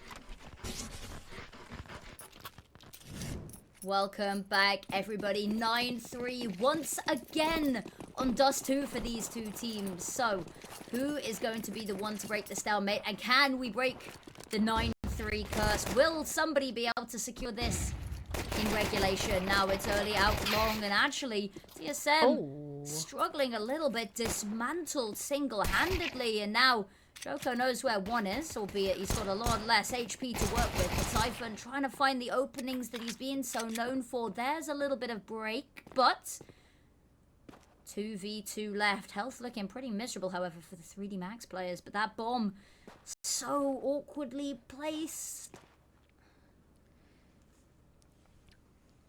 Siphon just hoping for an opportunity when he's going to be peeking. Needs to wait for a bit of backup, perhaps, here to fully commit. Sarah was on his way to perhaps go for a CT, but I think working together here, especially knowing you've tagged a couple of these players, is the way to go. Siphon and Maka, and now there's one more in their way, and Siphon does exactly what Siphon always does, getting kills. Now, TSM at least onto a very valuable 4th round here, very much needed, but let's wait and see, because I see an MP9 being bought up by 3D Max. Maybe they want to give this a force and go in, big balls, guns ablaze, and hope to get to double digits and really shut down TSM's confidence. Yeah, goodness gracious. Great guns of fire. Ooh, they are gonna run into them. Now, Gravity could farm here. They don't clear him out for the first. There is an immediate trade, however, and Joe not able to pitch in, mind you. It's all coming up. TSM now, lucky exercise. They forced into this one. 4 spies on this CT 2nd round. They've been becoming more popular, but the issue is, it does really condemn you to an awful 3rd round when you lose them. Exercise is being allowed to get tag after tag on, and kind of pinning Siphon down. The smoke to try cover the exit, get him out safely. And the issue that they have is they're going hunting for these weapons, and they are actually going to run into a fair amount of aggression.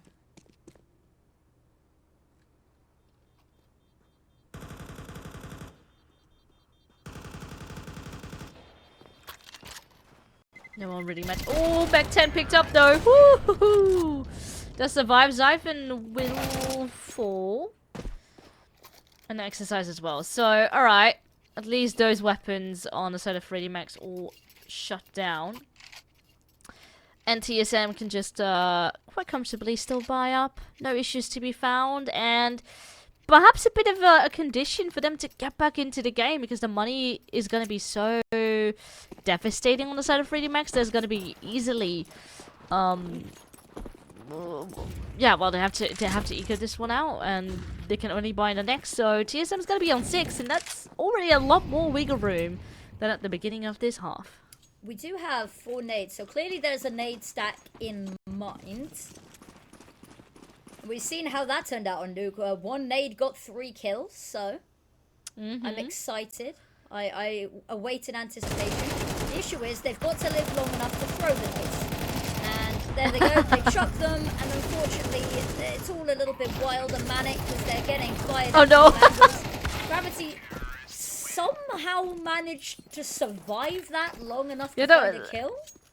It turned into a game of hide and seek there, dancing around the smoke. You know the old school like spy movies with the laser mazes that they've got to like duck and weave around? Yeah, it felt like that. That's what I had in my mind. It's like going... Yeah. But yeah, this is the issue, is that they clearly all had a nade. There was clearly somewhere that they wanted to all throw that nade. I mean, they were just hoping it was going to be a run down on B, and unfortunately they just chose wrong. So if you got to sort of be in that retake position and then throw a nade, but yeah, where's the bomb going to be planted? You don't fully know, you have no control.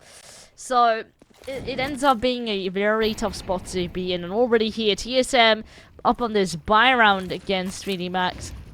Off to a good start, killing Gravity in the process. Now going 1 for 1 here, down in towards the middle.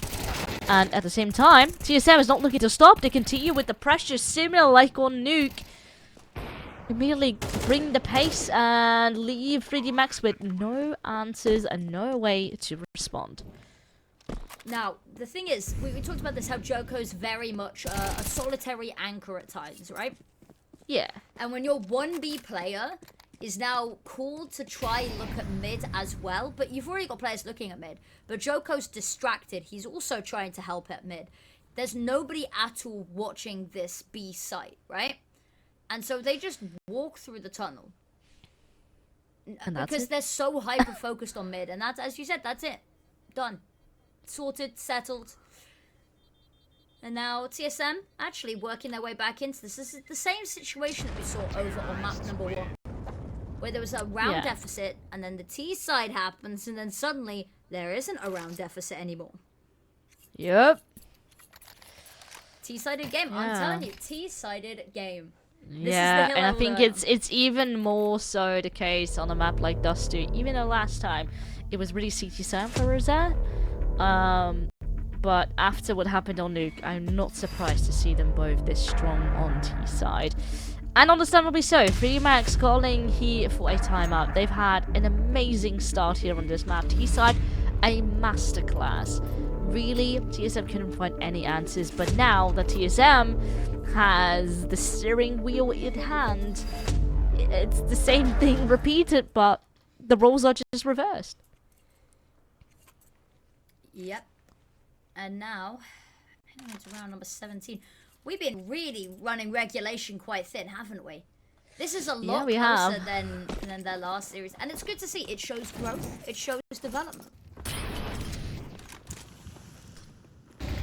Sarah struggled so much with getting taken down, down long. Over on their CT side, goes for the opening pick, but forced back by the smoke and actually runs into their teammates. A wall of bodies to try get past. They are just gonna sit and hover. And actually, 3D Max, they've been quite preemptive, just assuming that they've left long alone. Yeah, while TSM went to peek in towards middle, saw the util lining up, and they were like, maybe gotta go back a little bit. Oh, but this is... Ooh. It's a bit unfortunate there. The flash actually really nicely timed by Lucky. Having to deal with that all by himself and actually grabbing a kill that is massive coming through from 3D Max. And already wrapping behind, but do they encounter Volda? Absolutely not. Looks behind, grabs both of them. And just as we had an opening the way of 3D Max, things have turned around.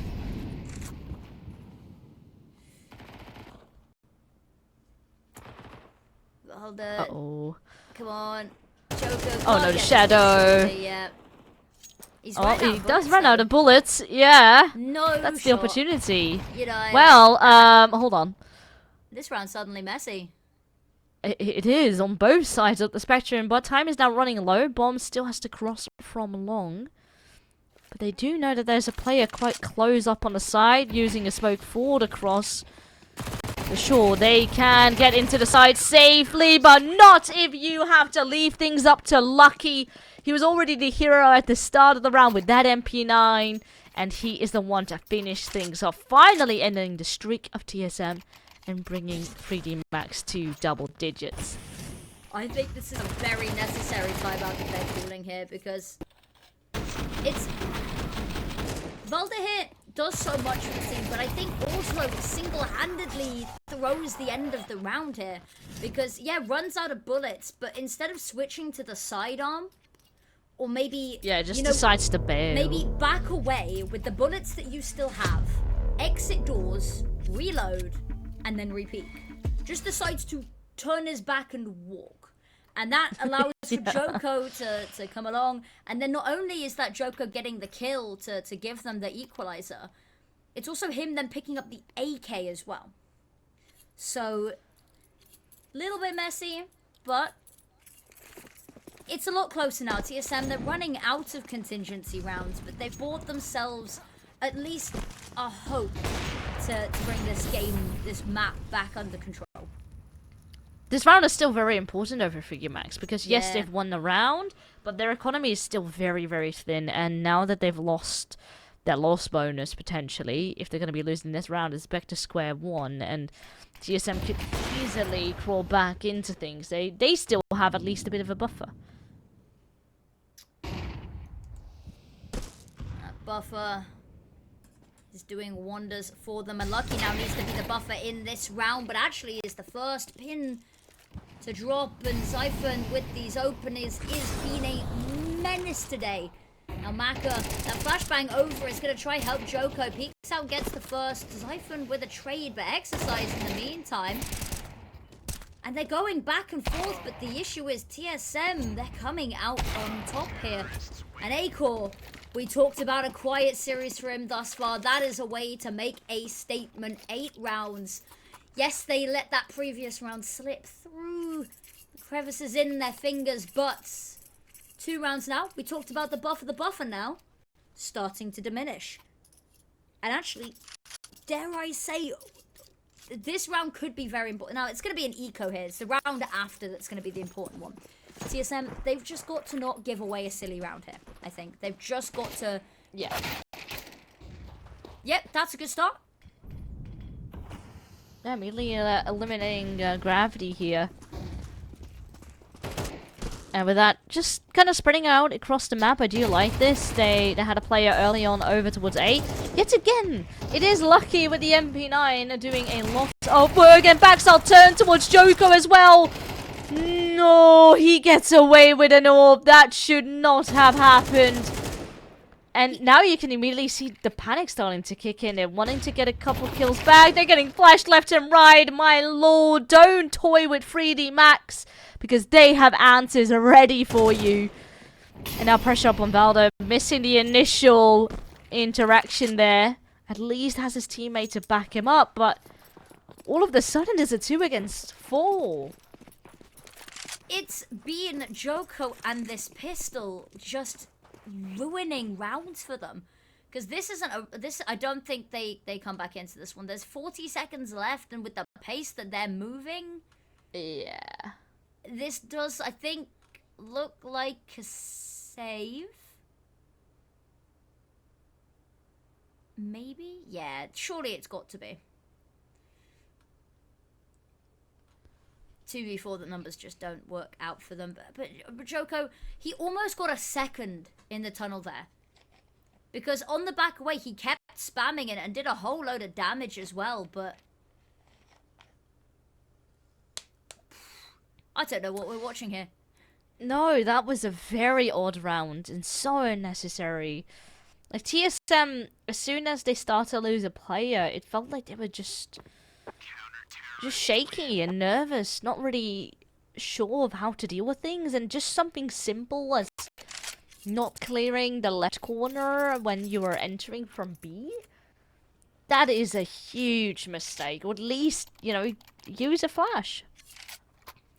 It's not like they didn't have flashes available to them as well. I'm pretty sure they had them still online, but sometimes a miscommunication, you thought somebody else was going to clear it because they were on the right side to have a look, but then that means you don't clear it, but then they didn't clear it, and nobody's properly communicating. It's a bystander effect, really, isn't it? Yeah. But 3D Max, they call another timeout. I think it's nicely placed, but my only worry is that it also gives TSM a little bit of a chance to have a think. This round in particular is going to be sort of make and break for TSM. If they can still cling on, this is going to be a very important round. But if not, I feel 3D Max is just going to be walking away with the victory here, taking us to a 3rd. And honestly, if that's the case, very much deserved, because they already had a very strong start. But, ooh!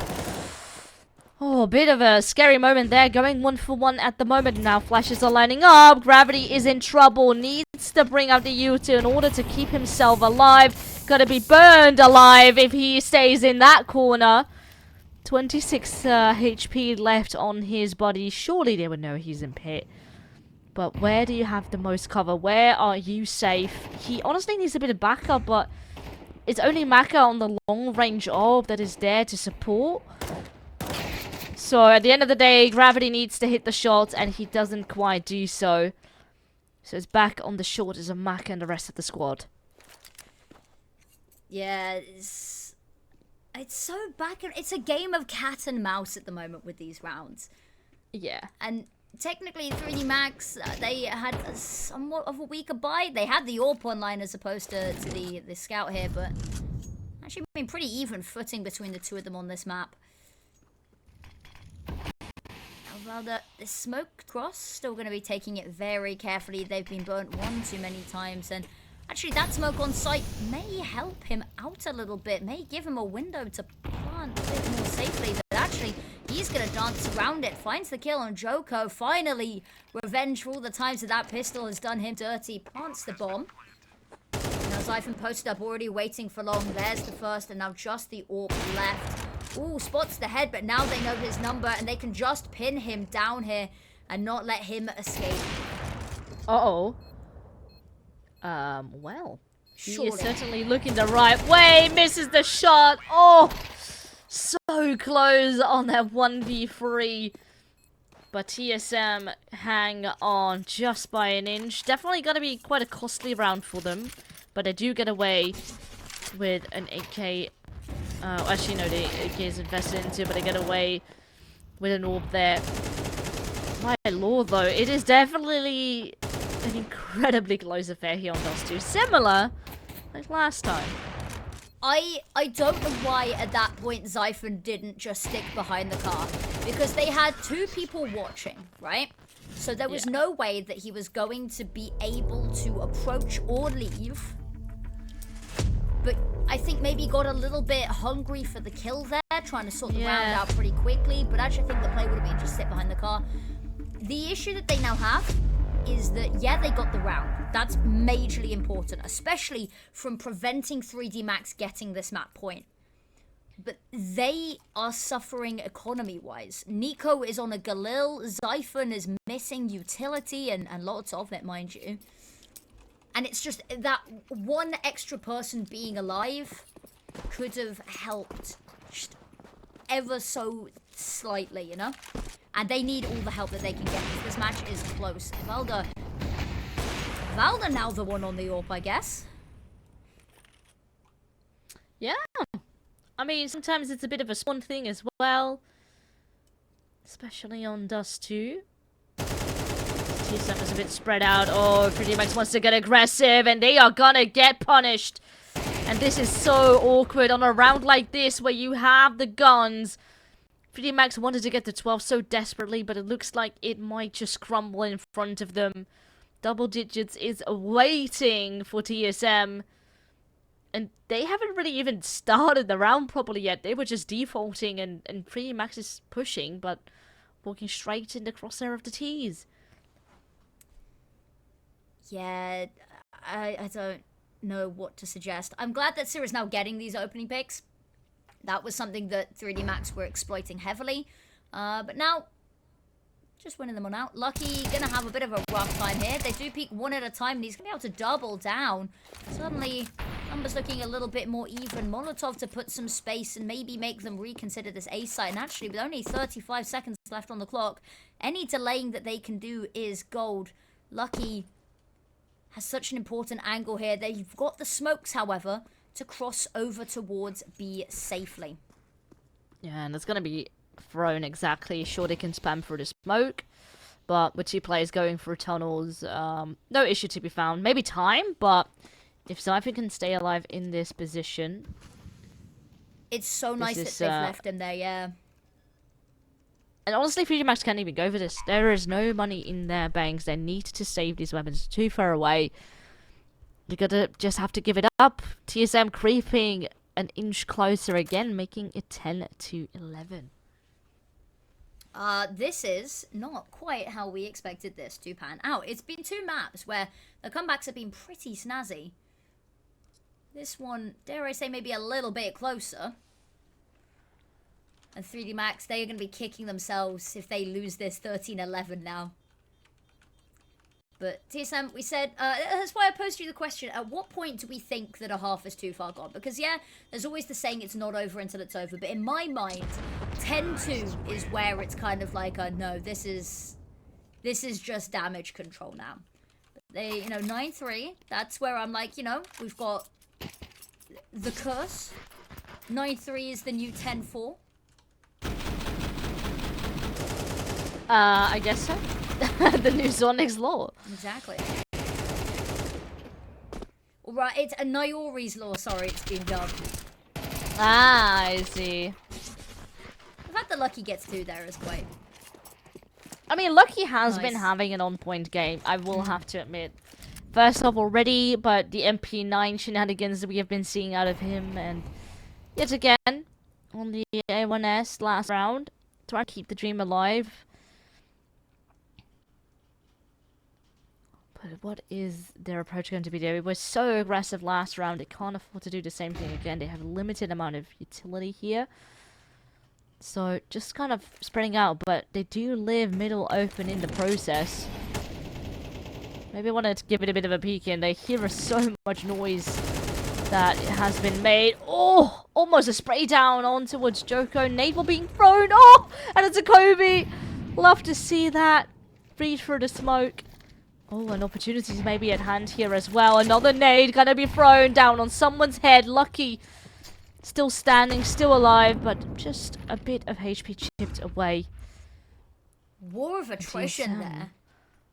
One HE draws out a response HE, which draws out response HE, and Valda peeks the smoke dry with the confidence of a god, and now 5v3 exercise, mollied and forced to reconsider his options in this pick here. Maka needs to find something, otherwise this round is going to be called done and done. But even then, it's already pretty over because Syra waiting, spots their head. It's a difficult one, but there we go. All he needs is a pixel and then exercise backs off. But there is so much money here on some of these players. They could go for it. I think they should. That's nice. That's a bit sad. But honestly, they should still go for the hunt. They have the money, and the more damage that they could do to 3D Max, the greater the chances are that TSM can still turn the tide completely, get away with the victory. Meanwhile, they're just giving kills to Exercise, it seems. Never mind, acoR will deal the final blow. 2 people still remain alive, but plenty of cash in the bank to reinvest. Actually, there is enough cash now still in the banks of 3D Max, but this was yet again a bit of an odd round. We had, for example, here, Maka already spotted out by, I believe it was Nico down on bottom mid. He didn't necessarily go for the shot, but they played it clean. He just transferred over the information. They had the players on site, look towards short just in case. They had the low tunnels player push. And, you know, just deal with it as a team. No need to go overly aggressive. To go for shots you're most likely to miss. And, well, when we're at a new round, things go very much back and forth. Aggression on both sides of the spectrum. 3D Max hoping to deal with A long. Maybe want to give it another look in. Ooh, almost baited out there. But Maka not quite falling for it just yet. Maybe almost lining up. Ooh, a bit of an awkward fight. But Maka does go for 2 of them. Gravity helps to, well, get the kills going their way. And 3D Max finally stopped the bleeding. Maybe just in time, as they are the first team to get to 12. I'm very confused because you're trying to bait out the shot. But the thing is, you bait out the shot, but the person who's ready and waiting to exploit that moment where you've not got another one in the chamber, it just doesn't peek, isn't there. So you bait out the shot and then can't follow through on it. But sometimes these things happen. As you said, there's still a little bit of chance. Syra is struggling for cash here, and actually this is a very weak buy to try defend what could be the final round, and the comeback is looking good, but it might all be for naught.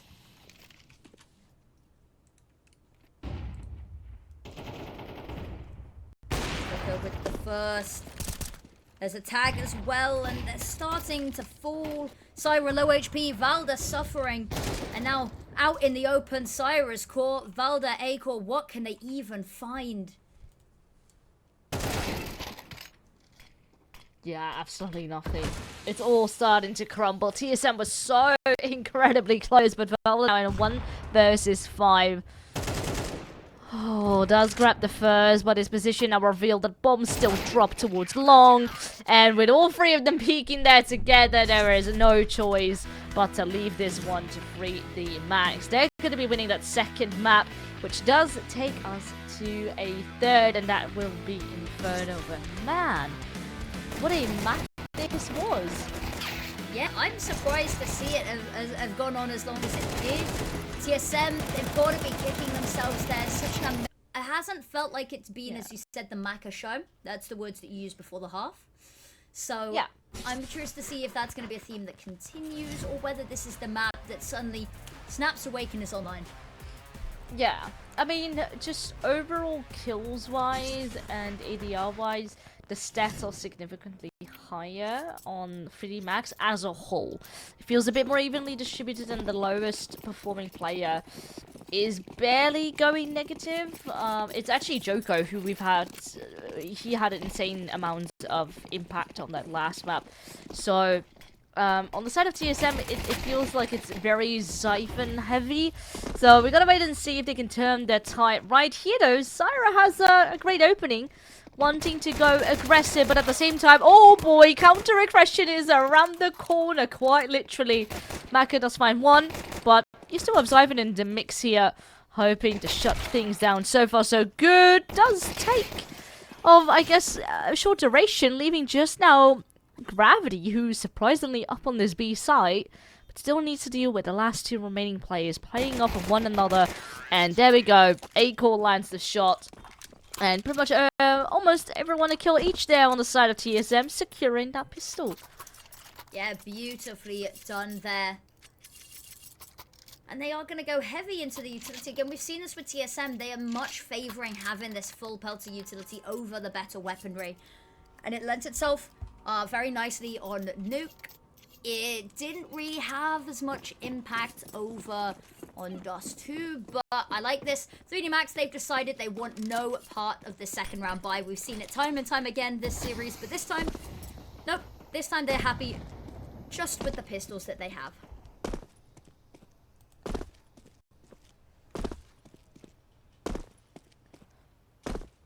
Jumping. Nothing there to be seen, at least not yet.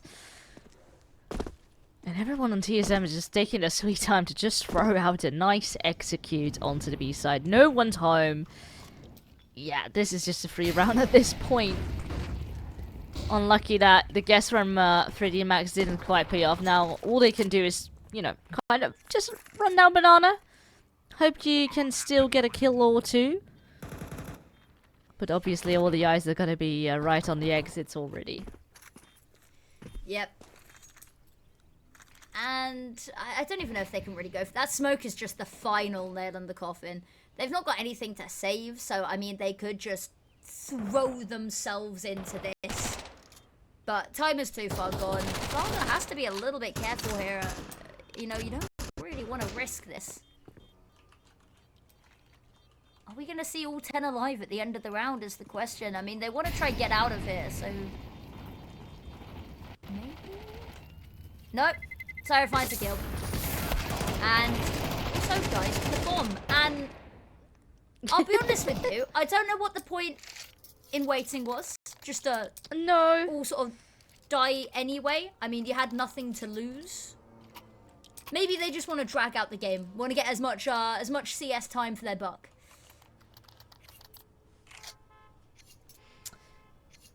So, 2 rounds in a row, nice and clean. And now, time for 3D Max to show what they've got. They do have 3 times of FAMAS in hand, but large chunk of util here. And to be fair, on the flip side, there's Galils and a Mech 10 as well. So, pretty even. And it's all going to be about strategy, who goes where, who wants to get a bit aggressive. There's definitely a big battle for banana control here. Util back and forth, flashes, smokes, you name it, it is there. And you can see 3D Max not really wanting to commit completely, but throwing a bit of a deeper smoke. And actually, Syra did fall early on there, so not the biggest advantage here for TSM, but this is definitely the team who have been turning some of those crazy rounds around, even with losses in the beginning of the round. Yeah, time has been whittled down quite far. I like that 3D Max haven't moved anyone over. And I think a large part of that is because the person they usually move over isn't really anywhere near, because it's Maka that sometimes goes over. So he wasn't near enough to rotate early, which means they've kind of sat still and had 3 left him. And the problem with that for TSM at least, is that no matter where they go, they've not got any information and the site's stacked. So this one's difficult. 25 seconds. They're running into this play. Lucky, if he can even find one, but he's just going to stall, and that's all he needs to do because, you know, 18 seconds. Joko's going to hide here. Hops on out. They do line up, and it's messy, but they are on site, and TSM will be able to plant in the nick of time there. 5 seconds remaining, and actually they've locked 3D Max out, and it was a pretty rough start and cutting it very close to the wire. Suddenly 3D Max might choose to peel back if they can't find a kill in the next couple of seconds because there's no kit.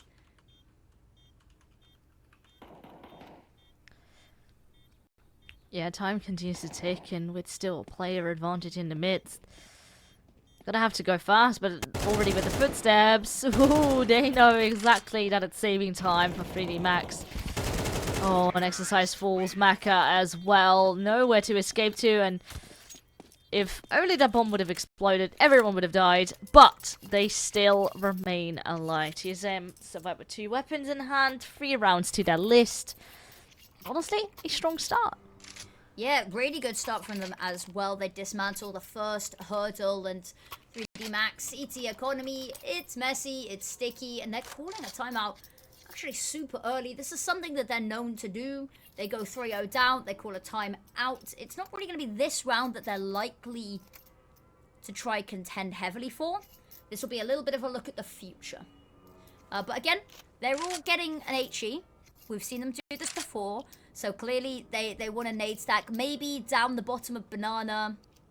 Hope that they can find a pick on you know, Lucky and or Joko, whoever happens to be closer towards them at that time.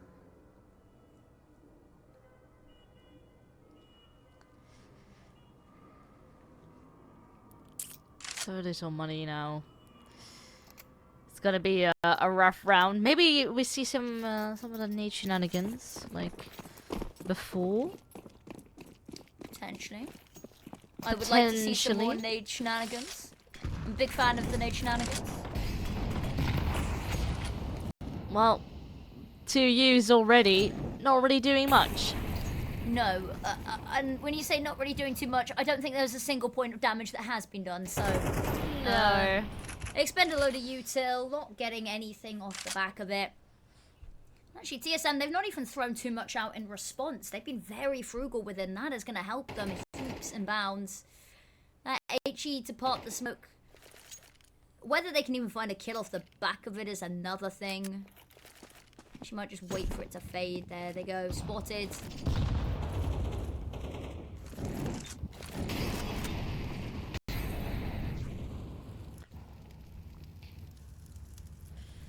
Still choosing their approach for the round to come. Nico may be on his way on a bit of a death mission with so many people down in apps, but actually seems like their focus seems to be shifting a bit more towards Boiler. Hearing all these footsteps in towards bracket, and now is the opportunity, my lord! Exercise with 2 gracious kills and followed up by Gravity with 1 as well. I wouldn't think that these pistols could actually do it, but perhaps they can now with 25 seconds left on the clock. And another kill to follow things up. This is scary. They know exactly where Nico is as well. Oh my lord! Before he can even switch weapons, his head is just straight up decapitated.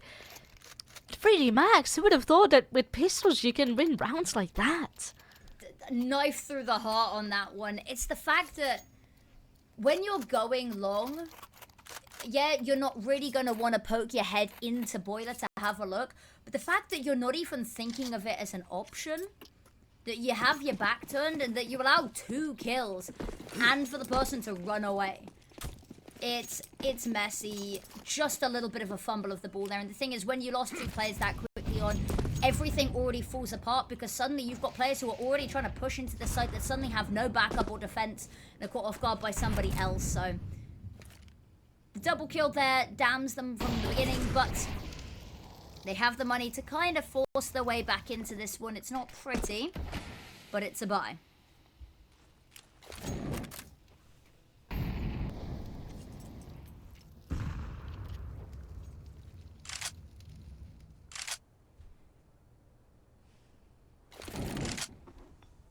again last time. TSM did not quite have the success here down in towards bracket, but now they have the util to back it up, flash everyone away from their positions at the same time though. I think there was a team flash. So I've been completely blind, but they do find a way to fight back. 3-on-3 now, bomb being planted. And everyone coming through from long. So, but that smoke still being in place, and even potential for a re-smoke. That might get a bit tricky, but... Uh-oh, we have Maka already ahead, and now they're going to swarm on through. acoR and Balder, good for a kill each. Now down onto acoR, but no! What is happening? It's once again these pistols that do the trick for 3D Max. It's magic, and it's the fact that Maka finishes with 4 HP. Maybe we should just do the rest of regulation pistol only, because that's clearly what's working. Give up on the rifles, you know. The AK may be able to one-tap headshot, but clearly it's not right now. But back and forth it goes. You got for backs. There was a headshot there at the end. You could see the dink. It just tough one. But it seems that TSM, they're just gonna keep white knuckling their way through this 4-spy after 4-spy.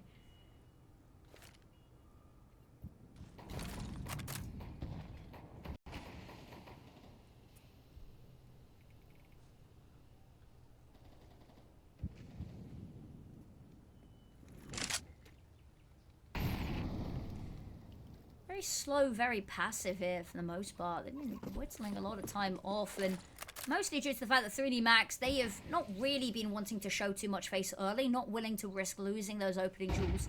So they sit back on site, let TSM play into them.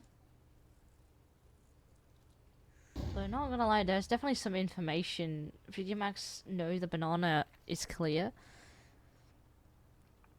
So you can see 3D Max waiting with that util and the Molotovs when Incendiary is ready to delay in case of a push. Because they can kind of smell that maybe a similar tactic is around the corner. And right now, around the 40-second mark, they do a pretty good job delaying and really chipping down that timer. And TSM is not going to go back this time. A lot of kills now in the kill feed in favor of 3D Max, and honestly shut down within a blink of an eye. I don't know if I saw this wrong, or if you can corroborate the story. But somebody jumped around the corner very fast. without their gun in their hands. And then somebody decided to re-pull out their gun. There was a couple of moments where people didn't have guns ready to fire. And they were also replay, here we go. Yeah. Oh yeah, no, they were jumping and oh, that's awkward. Also, beautiful job on the replay there. That was, ooh. Yeah. Observers, shout out to you. I don't think we highlight how awesome the production is sometimes. They do a wonderful job. We love production. Keeping us all entertained. And now 3D Max, I do love this. So, we've seen very little banana control in the last couple of rounds coming through from TSM. And this time around, they deep smoke it. Yet again, it is 3D Max's territory. And in the rounds that they have gotten that banana control, 3D Max keeps to dictate a pace. Really shutting down TSM. And, well, to be fair, this time around, limited amount of weaponry here amongst them, so this one should not be too difficult, but yet again, 3D Max also won a round when they had pistols, so never say never. Never say never indeed. The pistols have been lethal, but not like this. Unfortunately. Okay, no, there we go. acoR's found one. It could be the start of something new. He's got the little white bean gun buddy. I'm so glad that you picked up on the High School Musical reference. Obviously. I have a feeling that the ESL Challenger audience isn't exactly the High School Musical type. Yeah, no. Unfortunately, TSM here didn't really have a chance to continue breaking free. They're not soaring yet. They still have a chance to fly.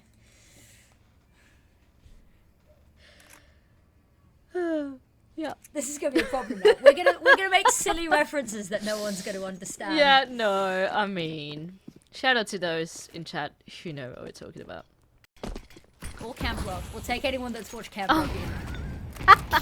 That's probably even less people. Talking to less people, 3D Max has been winning these opening duels, and TSM's had nobody for the later rounds, and Joko, B-side anchor. There's a stereotype that usually they don't get to see much action, they don't get many frags, but he has been killing it today.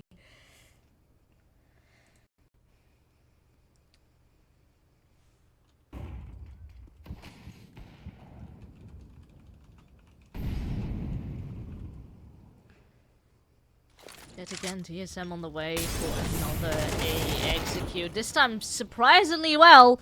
Flashes and a molly in hand. No one clearing balcony though. At least with a trade, they still get away with it. Oh, almost a line up there. Now, at least the HP advantage is in favor of Zyver, but he has no clue where these people are going to be coming from. Turning around, missing the people. But still a chance at hand, tucked in the corner now. 3D Max also not sure where he went. Actually looking the way of Bracket. So obviously could have left, could have maybe sneaked through Banana for all they know. But now Samkyu is going to give it all away. Joko is going to be around the corner. He needs to grab the weapon. Oh, he's looking away. Backs out turned. Oh, almost did a bit of a 180 there. Oh, but man. Keeps being so paranoid about short that...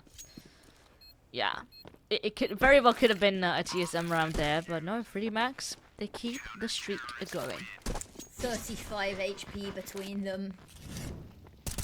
But there's been a lot of that today where they've just not really been checking some of the angles you'd think so. No, oh, it's even worse in slow motion. Production's done them so dirty with that one, because they had the weapon out, but it's just the swizzle away. Oh well, those things, they happen. Now this round is going to be an all-out gunfight. They've kind of started avoiding Banana a little bit early round. Joko scared them off a bit. But he sort of funneled them over towards Exercise here, where they're going to crawl on through. Now, they did get burnt by apartments earlier. Are they going to be ready for somebody up this close? The flash is so good, but he's not sure where to look, and what on earth is that sensitivity as well, mind you. But Gravity finds one. Zyphon, however, is going to be the difference maker. Valder dips his head on out. Now, they have to be really careful because there has someone got around the world, and they're ready for this scenario. They've expected it. They have actually predicted it, but the issue is Maka just so quick. Bomb goes down, but the reinforcements, they're here, they're ready. Oh, standing tall. Massive shot there from Sarah. Still, there was a potential for a look in here, but streak of 3D Max gonna be coming to an end here. Neither team is willing to let this go, you know? I don't think we've nope. seen... Oh, no, grab your weapon. Well, and then you get an ult for free. Sir stared at that ult for a second, very longingly. Like, do I pick it up? Absolutely, I want it. Maybe a little bit of blackmail there, be like, acoR, tell me that I'm a good player and I'll keep the ult for you, you know? Well, acoR certainly has been doing a good job, He and has, yes. most kills of the team. Not quite of the server, that's Maka still, with 12 in 6 actually. The AWPers doing it, and they're doing it with the rifles, yes. And I think that is a metaphor for Counter-Strike.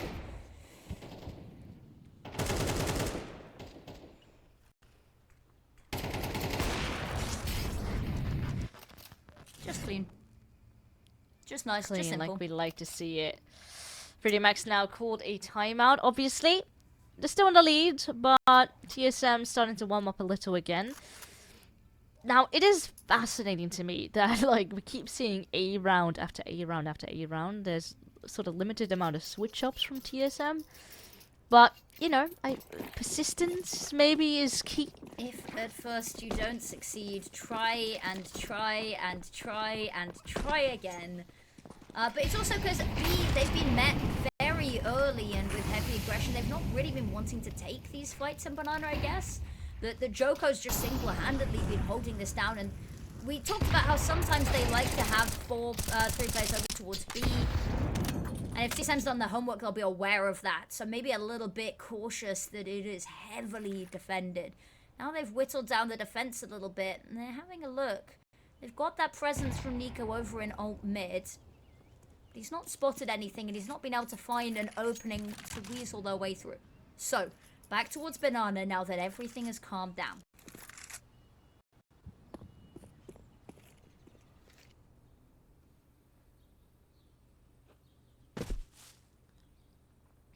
Yeah, it's a different approach now. Still a deep smoke here, which they see. But they too have a large chunk of utility left in their hands. Gonna be lining everything up now. But there's very limited amount of info. 3D Mags don't really dare to push down into towards middle. Just sit and bracket. Leaving this defense still very much split up. Are they going to be able to counter it though? Lucky tempted maybe to throw in. Oh, a piece of utility is fully blinded. But Maka, ooh, at least still got 2 kills. That is actually pretty massive. Sure, they're going to be losing the plant, but it's a 2-on-2 nonetheless. Very much still doable for 3D Max. Lucky, I feel really awful there. He was stood on top of the boxes and they didn't see him because of the flashes. He accidentally drops on down and falls into the line of fire. But yeah, TSM, they've got this bomb down, and unfortunately this site, difficult to retake. They're tucked in nicely. There is a lot of utility for them to go with, and that HE is definitely the way to crack it open. 7 HP, but time is running low. Molotov to force the fight, and there it is, nicely done from 3D Max. And oof, it's getting very close, very dicey here. It's expensive, but actually, they've been doing fairly well. They've got a little bit of money in the background on a couple of these players.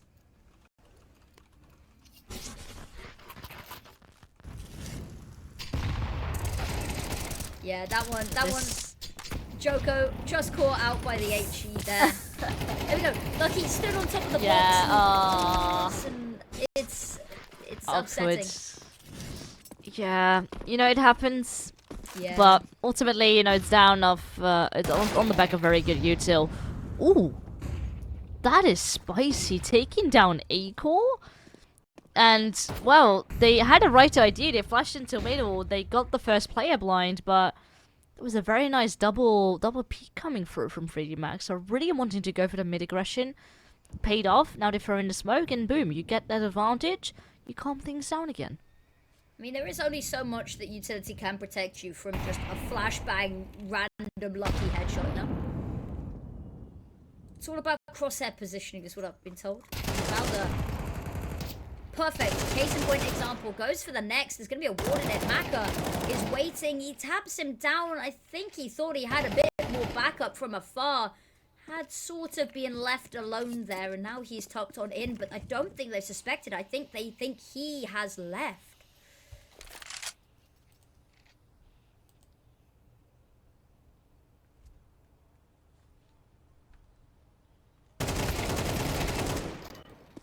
Lovely. But the round is far from over just yet. Oh, within seconds we have ourselves a 1v1 battle. Xiphon, aware that he could be coming. Oh no, and the footsteps heard. And Gravity has to gamble. Which side is he going to be coming from? Does guess right, but not aware that he's going to be that close around the corner. Very well played. Great timing there. And with that, potential for a 6-6 half. Final round of the half, and they're dragging regulation out.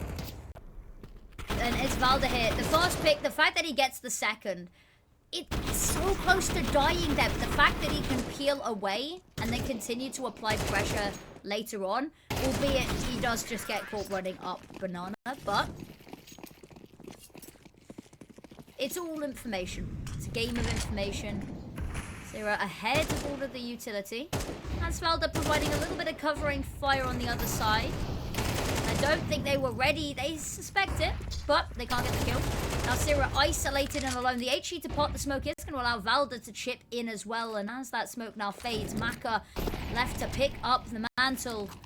swipes up that MP9, gonna jump spot and do a lot of damage. Not able to confirm the kill, but he himself is hobbling, and it's the HE that nails it down. And now 2v4. You wouldn't really know by a quick glance, but Exercise is gonna be everything. Zyphon's holding for it, and he needs to be clinical. That's it.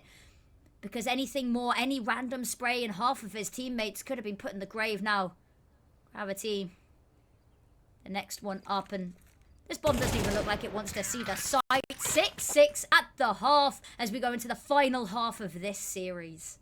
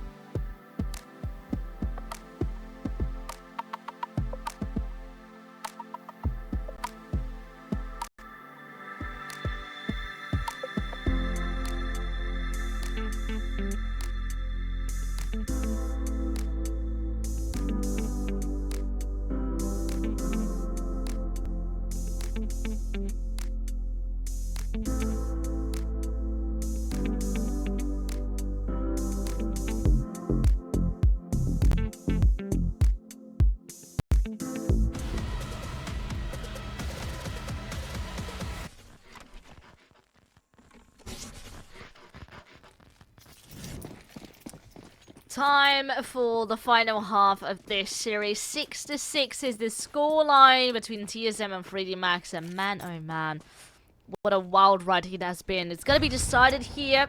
Final half on Inferno, and quick aggression down in towards bracket. Lucky with again double kill around the corner, not looking to stop. 3D Max had a very pretty good start early on in that first half. Looking to do the same thing again. Yeah, statement way to open this round up. Someone had to break the tie, and 3D Max in a matter of moments. And now saving those Julies and armor, as you should. Julie's best pistol in the game. I don't care what anyone says. Some people say it's the Deagle. Some people are bringing the RA back into fashion, which, by the way, if any of your friends tell you to do that, they're lying to you. Jo hit one nice clip and suddenly everyone is playing with the R8 again. But no, just saving onto these weapons and that little bit of utility. we've seen a lot of forces going into the second round here. Now, they didn't really find much in the way of kills, so what they are planning to do here will be soon to see. Lucky there with the transfer between the heads was just immaculate. But yeah, looks like they are going to force up. These force buys, they haven't particularly found much success. In fact, I don't think we've seen a second round force win just yet. Maybe this is the chance. Keep the scoreboard even. Yeah, potentially. But, I mean, this next round is going to be quite a wild one. Yet again, TSM forcing up. Not looking to slow down. But we've seen this kind of go awry before, so this would need to take caution. Pretty a deliberate plan. They do stack up on A for the most part. Volda now getting tagged up alone over on B, giving a bit of a warning signal. You do wonder how long before they decide to send over some backup. Smoke now coming through. Still no one moving over on A, and I guess they're just committing. If Volda falls, the round is done. They're going to be saving the rest. Yep. Nothing to be found here either. And 3D Max, they've really not got the money to go hunting with this one, so it's likely that we'll see them stay pretty close to site and TSM sort of hide on their own patch of land. And now, we just have to await the bomb timer. You know what? Elevator music. That's what we need. When a safe has been called. Yeah, there we go. I wasn't going to commit to it, but I like that you did go for it. But yeah, just the safe Someone round. has to. Exactly. And relatively low casualties here. Only Valda sustaining any, I say injury, any death. The rest of the team are on 100 HP. Unusual to see, but alas, that's what happens. You lose the opening pick when you force that. You really can't let any more weapons drop because you're not going to have anything to buy within the next round. Valda is going to have a smoke, and that is the sum total of his protection for this round. Maybe he gets dropped. Yep, he gets dropped a flash by a teammate.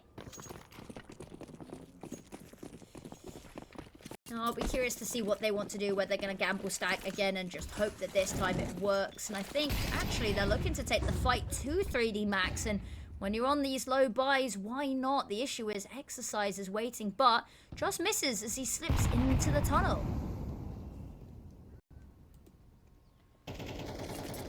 Footsteps certainly are heard. Reinforcements coming through towards B. But at the same time, oh, that's such a crucial position. acoR hiding in underpass. Now he needs to be careful. Will be shot from behind. Maybe now opening up A completely. It's just Siphon that's here. Needs to really sprint for the site in order to still be the defender. Did. Oh, unfortunately can't quite connect. Had the right idea, the right timing. Not quite lining up the shots though. Yeah, no one predicting Maka to push the smoke either. This is just a really nice play. Full of confidence. 3D Max not slowing down whatsoever. Valdo's going to steal away a Mach 10. That's a nice little find for him, but it's a little bit of a difficult one here. Maka as well, I just want to highlight, when dancing around the arches there as well, and having two players, just the conscious decision to fall back, change angle, ignore the player that he knows is out in the open, but go do a little bit of damage, get the kill on the second person that could potentially trade. The fact that he gets both is just beautifully played, and it's these small little decision-making moments that make him really stand out. And Valda, gotta be careful here. Actually, Exercise backing away should be more than okay here. And now, suddenly, 3D Max taking a bit of a lead. We've not had too many situations where we haven't had to have comebacks, so we're in uncharted waters here, Villas. Potentially, yeah. But this next round is going to be very much important for TSM. Like, they're still close, but 3D Max definitely starting to pick up some of this early momentum and especially confidence. The way they just went to push smokes in that last round. Oh, well, I say that. We were awaiting the nades to really pay off. So far, so good. And Joko needs to be a bit careful as well. What's that? 5, 6 HE kills this series?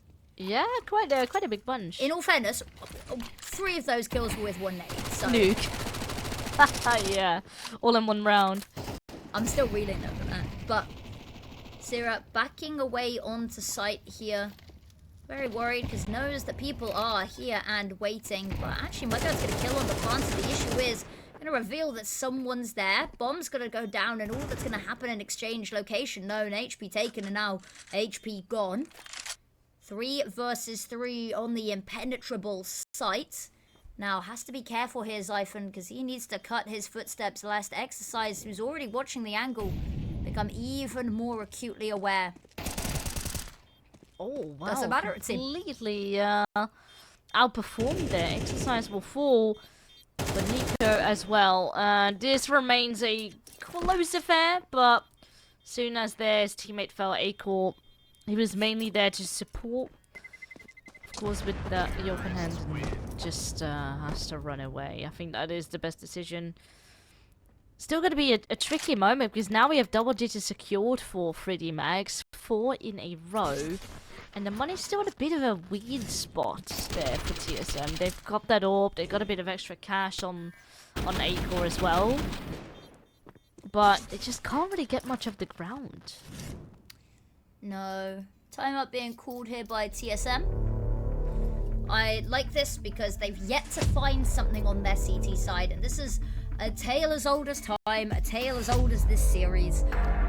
The T sides have just been so much better for these teams, and especially for TSM. So the fact that they got 6 on T side and that they're now just not really finding anything is a bit of a worry. They do have the AWP out, but there's not the greatest amount to support it with. I like the decoy on the AWP though. That, I think, has got some interesting implications. I love that. They're going to figure out it's a decoy pretty quickly, but you know. Yeah. But you can never know. Oh, it's already being used. So I think it's thrown over towards middle, if I'm not mistaken. Or like, yeah, towards bracket-ish. To kind of maybe fake that he's over towards long while he's sitting in short. But then again, I think people have already seen him from the early peak. So, not really too much, but at least cause a bit of a distraction. Loud noises across the map. Yep. It gives them a little bit of food for thought. A little bit of a pause. They are going to be heading up Banana, where actually TSM, they've been more than happy for a lot of these rounds, especially when they've not got the weaponry or utility to fight it, just to sit back. Smart move to do when you can't contest it. It's the smoke coming back, going out. HE not going to find anything, and Zyphon not yet being smoked off. I say that, now it has. Now Gravity finds the first, Joko with another, but Zyphon wildly spraying finds 2, and it's maybe a bit of a consolation because unfortunately most of those weapons that can fight for this have gone. That AWP is not really going to want to commit. The smoke does fade, and there isn't a smoke for the re-smoke now, so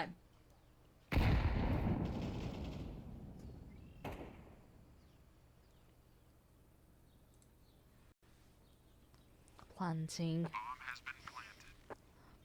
And even though acoR is close, there's also a player wrapping through. Yeah, I was gonna say from CT soon. Even if there wasn't, he might have a little bit of trouble getting out of here. So this one, acoR, is he gonna suspect the player? He's stomping around, and the thing is, Joko knows where he's going. And yeah, that's that. AWP is not gonna survive. TSM still not able to find a round, and 3D Max, they're building upon themselves. Money in the back pocket, which means they can go hunting every round they so desire. And that's going to mean that TSM, they have a buy in this round. They've got no economy really after this.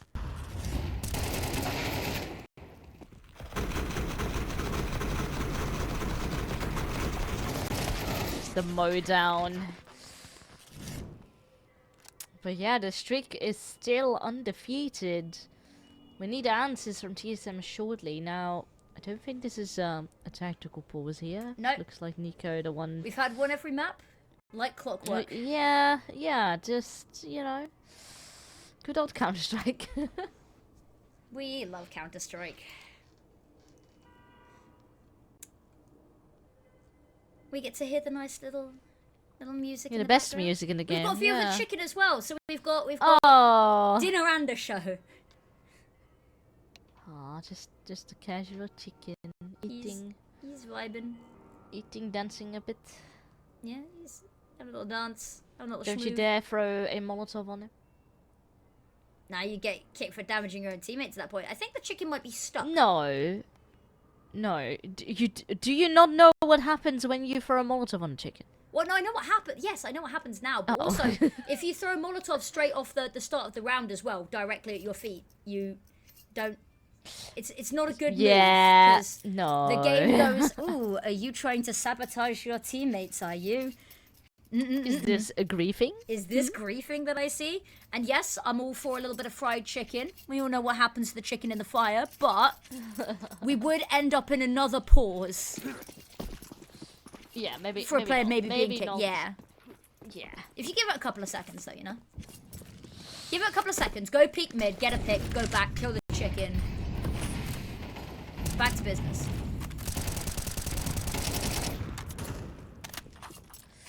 Oh, a bit of a spicy battle down in towards the middle. Looks like 3Max heavy to commit though. acoR of the angle, not quite able to completely peek into things and forced to just fall back. Too scary to commit, no backup. And it's just the two players here. Still a rotation on the way, but with how long is completely open, Zyphon is forced to play this slow as well. And maybe that causes for some more banana aggression to throw another deep smoke to keep them at bay at least there. But that means more and more pressure up on this defense, up on A. They have to succeed. TSM needs a round on the board. Shoulder spotted. Not connecting. Oh, nor is the AWP connecting. Finally a leg shot. But is it going to be enough? Can they withstand? Can they stand tall? No. Exercise will grab acoR and Nico in the pit. Everyone is crumbling, and TSM, finally a kill comes through, but not before. Again, they're being shut down. Nothing is going untraded here until Valda finds that pick, but the issue is now has to break into the rest of the site here. Slowly, systematically clearing stuff out, but is being held for. Does find the pick, but Exercise is waiting to activate. Now 1v1, it's been whittled down to an Exercise. Gets it done. 4 in the round. Picks up the AWP as well, mind you. And puts them on series point. A beautiful job there from Valda, managing to win out those individual fights and bring it so close, but also Exercise. What a round from him. Oh, we get to see it again. We do. I like that there's so many moving parts to this. Is that, you know, Syra gets one, but there's somebody that's able to peek and immediately get the trade. And there's always two people playing off of each other. Beautifully done. And TSM, they call another timeout. You might as well, because at the rate that you're going, this is the final round of the series. Nothing at all found this half. And they've not even got full utility, full shields, full weaponry here. You've got a FAMAS. And Zyphon, poor Zyphon, is awarded nothing but a decoy in the utility department.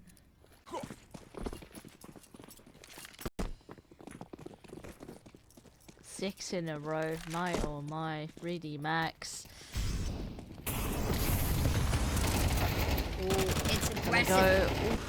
It's only good for one though, and that's an issue. There's a trade, and acoR has a little bit of a look, but immediate back away. They're not willing to risk his life, knowing that every single death could be the last. Lucky throwing back the weaponry to his teammates. Actually holding his post, keeping this space. Has a bit of a problem on his hands though, because they've stacked over towards B. So it's going to be all out frontal assault here. acoR rounds the corner slowly. Any piece of utility right now would be gold, but shot, fired off, backs off.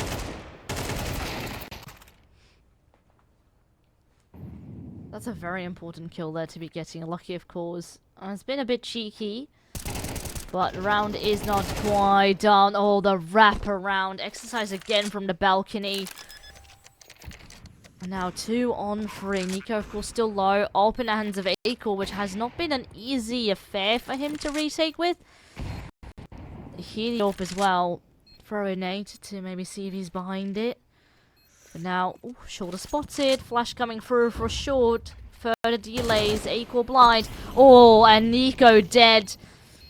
Also, Syra burning. They know exactly where these players are gonna be coming from. Lining up. That's the first. Now 1v1. Exercise has been the hero on this map already. Not quite in this round. And with the kit in play for TSM, there is a very small lifeline. That round couldn't have been closer if they tried there. Finally, something in the half. Valda, the opening pick, it's ballsy, it's confident.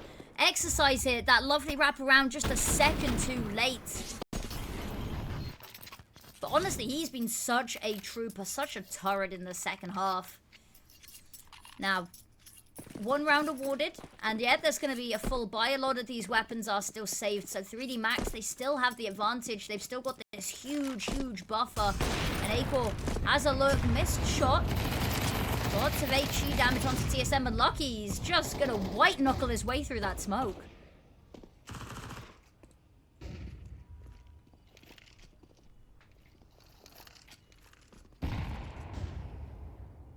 Still money for Danger for 3D Max. Oh, but this is so good. TSM starting to pick up the pace a bit. Oh, but at the same time, 3D Max will just deal with it. All it takes is just a simple Molotov, force a player out. And with Valda and acoR still being tagged up, this could still go awry. This Molotov could be the end. Uh-oh. Oh.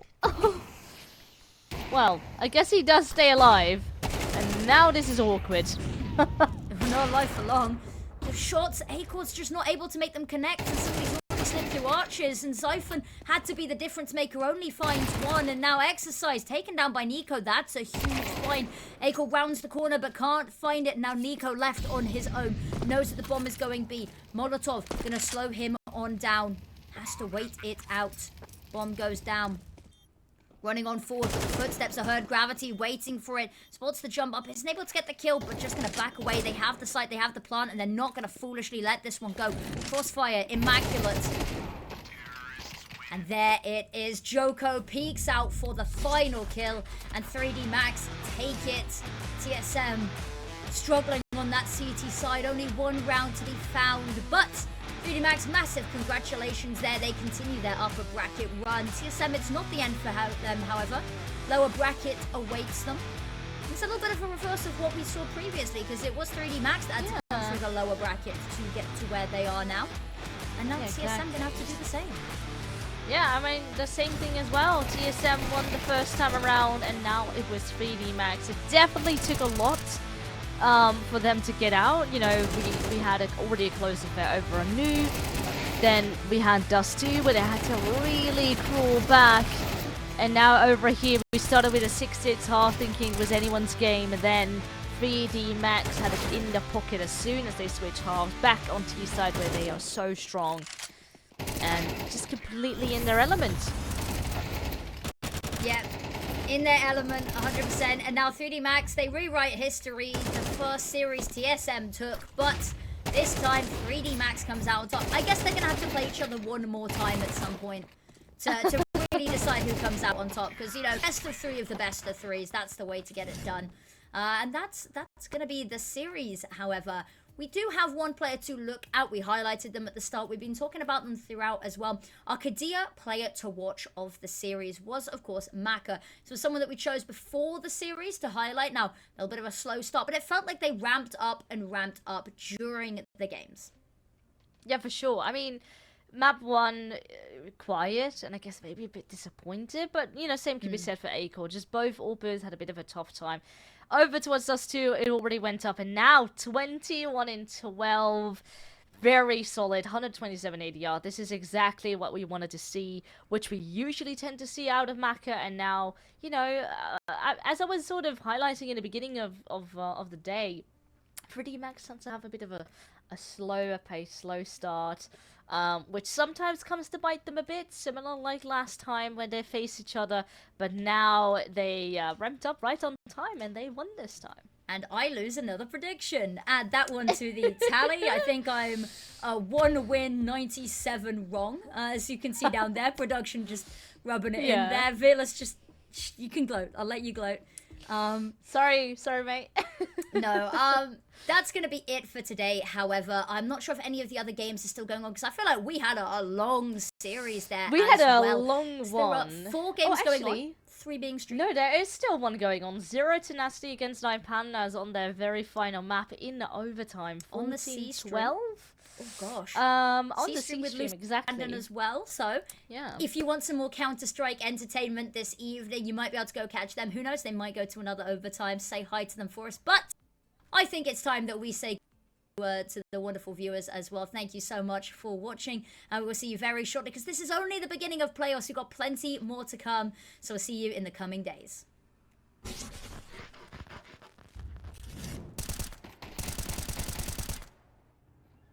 Thank you, production. You're amazing. We love you. Goodbye. See you next time.